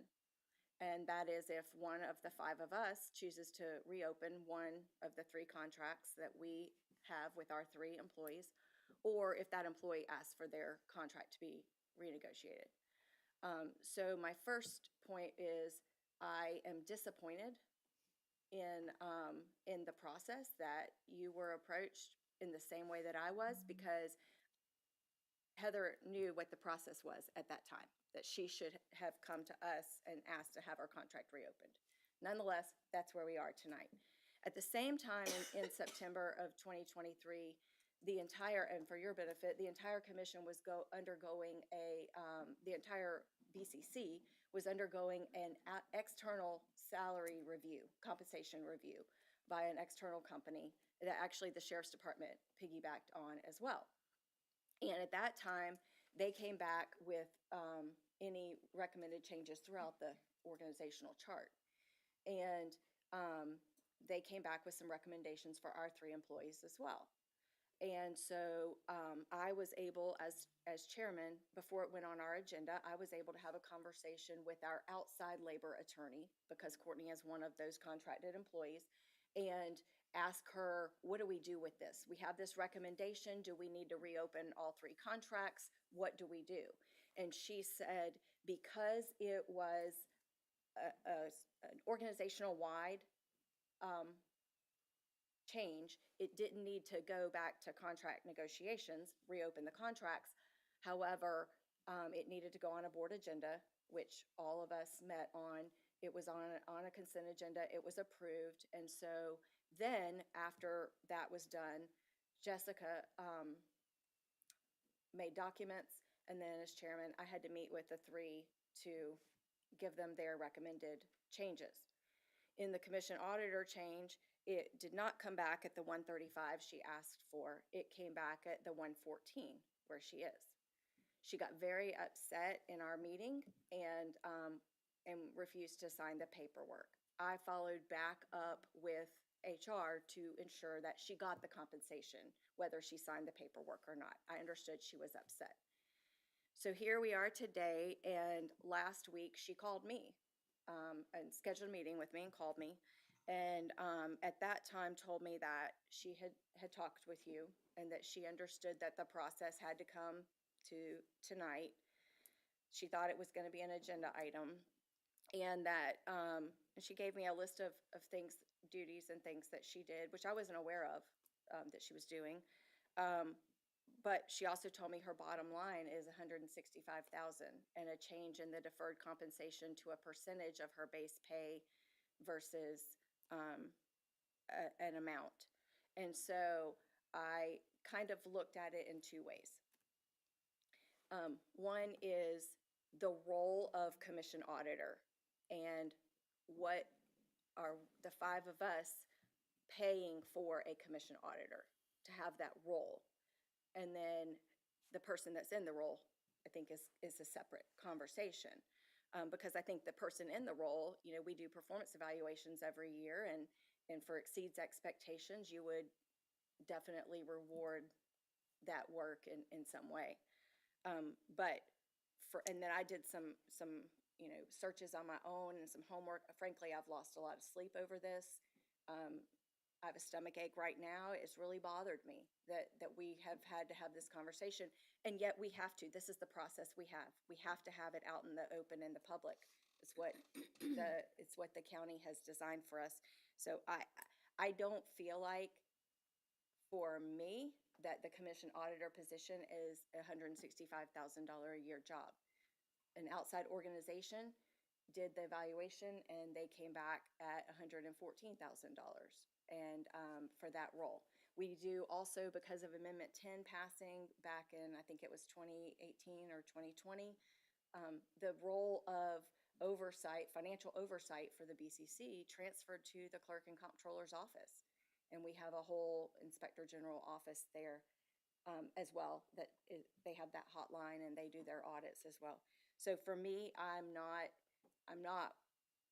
interested in reopening the contract. And if 165,000 is Ms. Boucher's bottom line, then I guess we have to accept her resignation if that's what she's tendering. And then we will have to address that from a board standpoint. But those are kind of my thoughts without getting into too much more detail.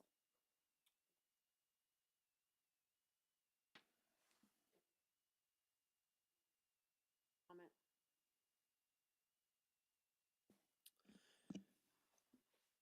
Yeah, I would say that I too was contacted by the commission auditor, and through my own research and not through the help of staff, I think that over time, duties have definitely changed. I can tell you that one of the things that R3 contracted employees go through that most county commission employees do not go through is being available 24/7, right? In terms of, if you're a director, if you're a department head, or if you're in a different role, you're not at the beck and call of the 5 commissioners, right? Now, I wasn't here when that study was done. I do think that the 165 for me does seem a little steep, but through my research of other counties, 114 also could seem low.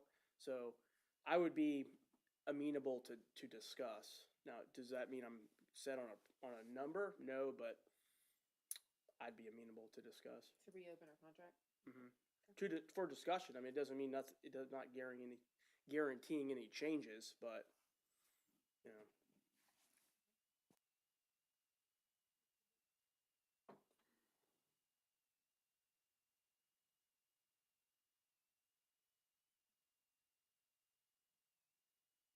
Courtney, can you, well, maybe, I'm not sure if this is a Courtney question, but maybe I'm a little unclear on the process. In the event that we were to open the contract, is that us looking to negotiate live on the floor what could potentially be the next contract price? Or are we, in choosing not to open the contract, keeping Ms. Boucher to the current salary point that she has? Who should I be asking about the not necessarily the implication of that decision? So I can answer, and I think that Commissioner Condon answered part of it based on conversations with our outside employment firm. So the contract does provide that in connection with COLA raises, that to the extent they're countywide, that the contracted employee would be entitled to them. And so that's not something that has to reopen the contract. That would be done similar to what Commissioner Condon said. With respect to if you do opt to open it, I believe you have flexibility as to how you want to handle it. You could appoint someone from the board to somewhat negotiate or review it or discuss it, and then you would have to bring that back to the board. Okay, thank you.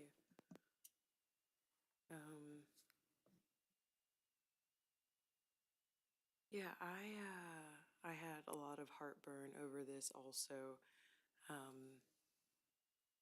over the nature of the process, I think, and I shared that with Heather, that this was very difficult for me. And the most difficult part of all of this is that while I can appreciate the services that she renders, and as well as the ones I did not know, and so it was a very helpful conversation, I find that a request from 112 to 165 in this climate, poor timing, and I shared that with her also. So I'm not going to say anything on the board floor that I wouldn't have said to Heather already, I did also ask her why the counties that she used to compare her salary to were so much bigger than Clay. And she did inform me that the nuances of her role and responsibility calls on some of those that our county and neighboring counties do not implement. But at the end of the day, I was asked to evaluate whether she should increase in her salary by that much. And so for me, this one is difficult because we've got a lot of moving parts right now. And I don't think that now is the best time to move in that direction.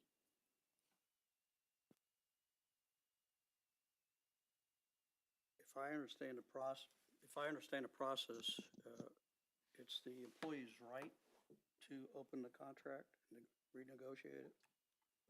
I've been told that we have to have a consensus that we want that to happen. Is that correct, Courtney?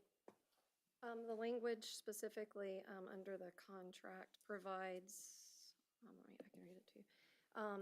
So there is no, like mutual amendment to the contract. What it specifically provides for is, the board has the right to terminate with or without cause. And then it also has the right under, let me find it for you. Under salary, under compensation, it specifically gives the board the right at any time to agree to increase the base salary and or other benefits received as commission auditor in such amounts and to such extent as the board may determine to be desirable in its sole discretion. To do that, you'd have to look at the contract, right? So we're a growing county employee. I value the efforts of the county auditor. And I don't like to hear numbers that we were discussing one to another because it's the board that makes the decision what that number is. So I think it's the right thing to do is to look at the contract, look at the duties assigned, look at the market and negotiate and bring it back to the commission for final approval. I mean, it's a normal, it's a normal process for me. I've done this many times, so I don't see anything controversial at all. Somebody has to look at it, just like in 2023, which is 3 years ago, somebody looked at it and came up with a number and predicated, and I think we're being asked to relook at that, so. How long was that study for? Do you remember? How long was it for? Right, yeah, because you're right that this isn't a normal process, but because we underwent it 3 years ago, less than 3 years ago, I'm wondering how long was the study good for? Do you remember what because they give you incremental increases over the course of a set period, and I just don't know what that is. And that's also why I wanted to know, that's what my question to the county attorney was, do we need to arrive at a figure tonight? Because, well, that was what I needed to know. Also, I'm not going to come up with a number tonight. It's also incumbent upon us to, as I'm understanding the county attorney, to delegate someone to do so. So if that's the process, then we aren't the ones who, one board member decides what that looks like based on what? If we already have a study and we have an ask that is different from the study, but we have complied with it, what is the metric that we're using? What rubric are we using to decide that wage increase? If not the study we paid for that contract employee. That's what I'm looking to determine, because the whole point of us doing that study was so that we could rectify where we had been lagging. And so I don't want there to be some arbitrary figure that dictates how we move forward on something so important. So maybe somebody can clarify for me what is the rubric if we're deviating from a study we paid for that also included her position? Who would answer that? Aubrey wasn't there here. Was she? Do you know the answer to that, Aubrey?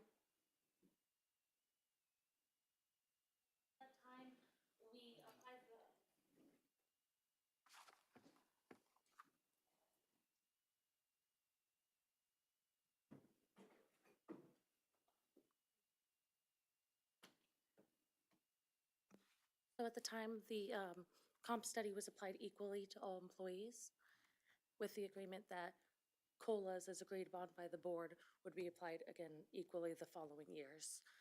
So in the past 2 years, it's been 3% and 3%. So it didn't provide a future range, just that the county would approve any pay increases afterwards at a county level. At 3%. It didn't. That's specific to that was- COLA. The comp study didn't specify what the COLA would be. That was based off of market at the time for each comp increase. Thank you. Thank you. And I should clarify, I think I had my Don't numbers leave yet. incorrect, that the comp study was 111 for the commission auditor, and my understanding is she has gotten the 3%, the past 2 years of 3% COLAs as the rest of the staff has. County staff, I don't know what other departments. Everybody good? Okay. My question, first off, Aubrey, when we discussed it, whenever I called you to find out, you're gonna see if there's any, comparisons that could be made. What, you had said that she could be raised to the 120 without, and which would go into effect October 1st. What was that? Thank you, Commissioner. So what that was based off of is the current pay grade that she's in. She's actually being compensated with as if 20 years of experience. The recommendation for that would be to increase to an M69, which is actually a managerial level. And while she's currently being compensated for her correct years of service there, and to move to 20 wouldn't be appropriate, 20 years of service, kind of finding a blend between those where she is now in the 20 years at the 15 years, making a new segment essentially for her, which would be 120,500. Okay, thank you. All right, and so after that, first met with Heather, she was visibly very emotional and upset. Of course, I'm not very good with that. Y'all know I'm an emotional kind of person, so that isn't a good thing.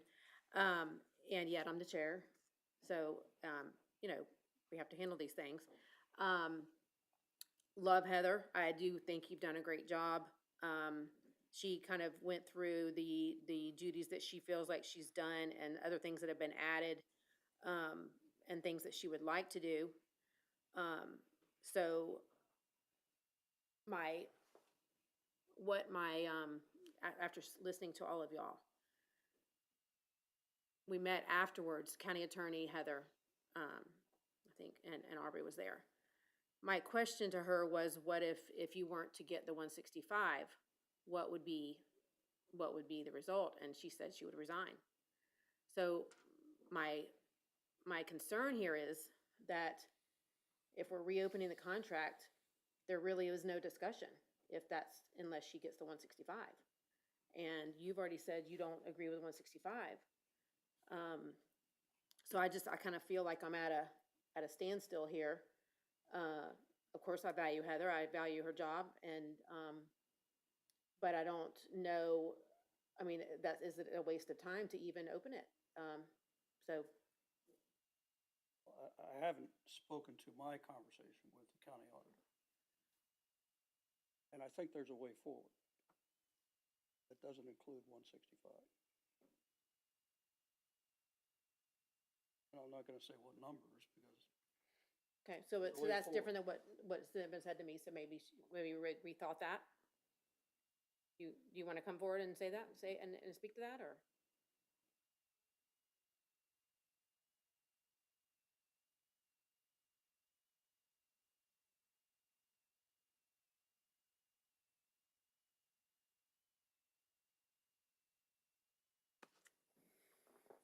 to what JB said. Him and I had a conversation. I don't want to speak about numbers outside of a negotiation, but.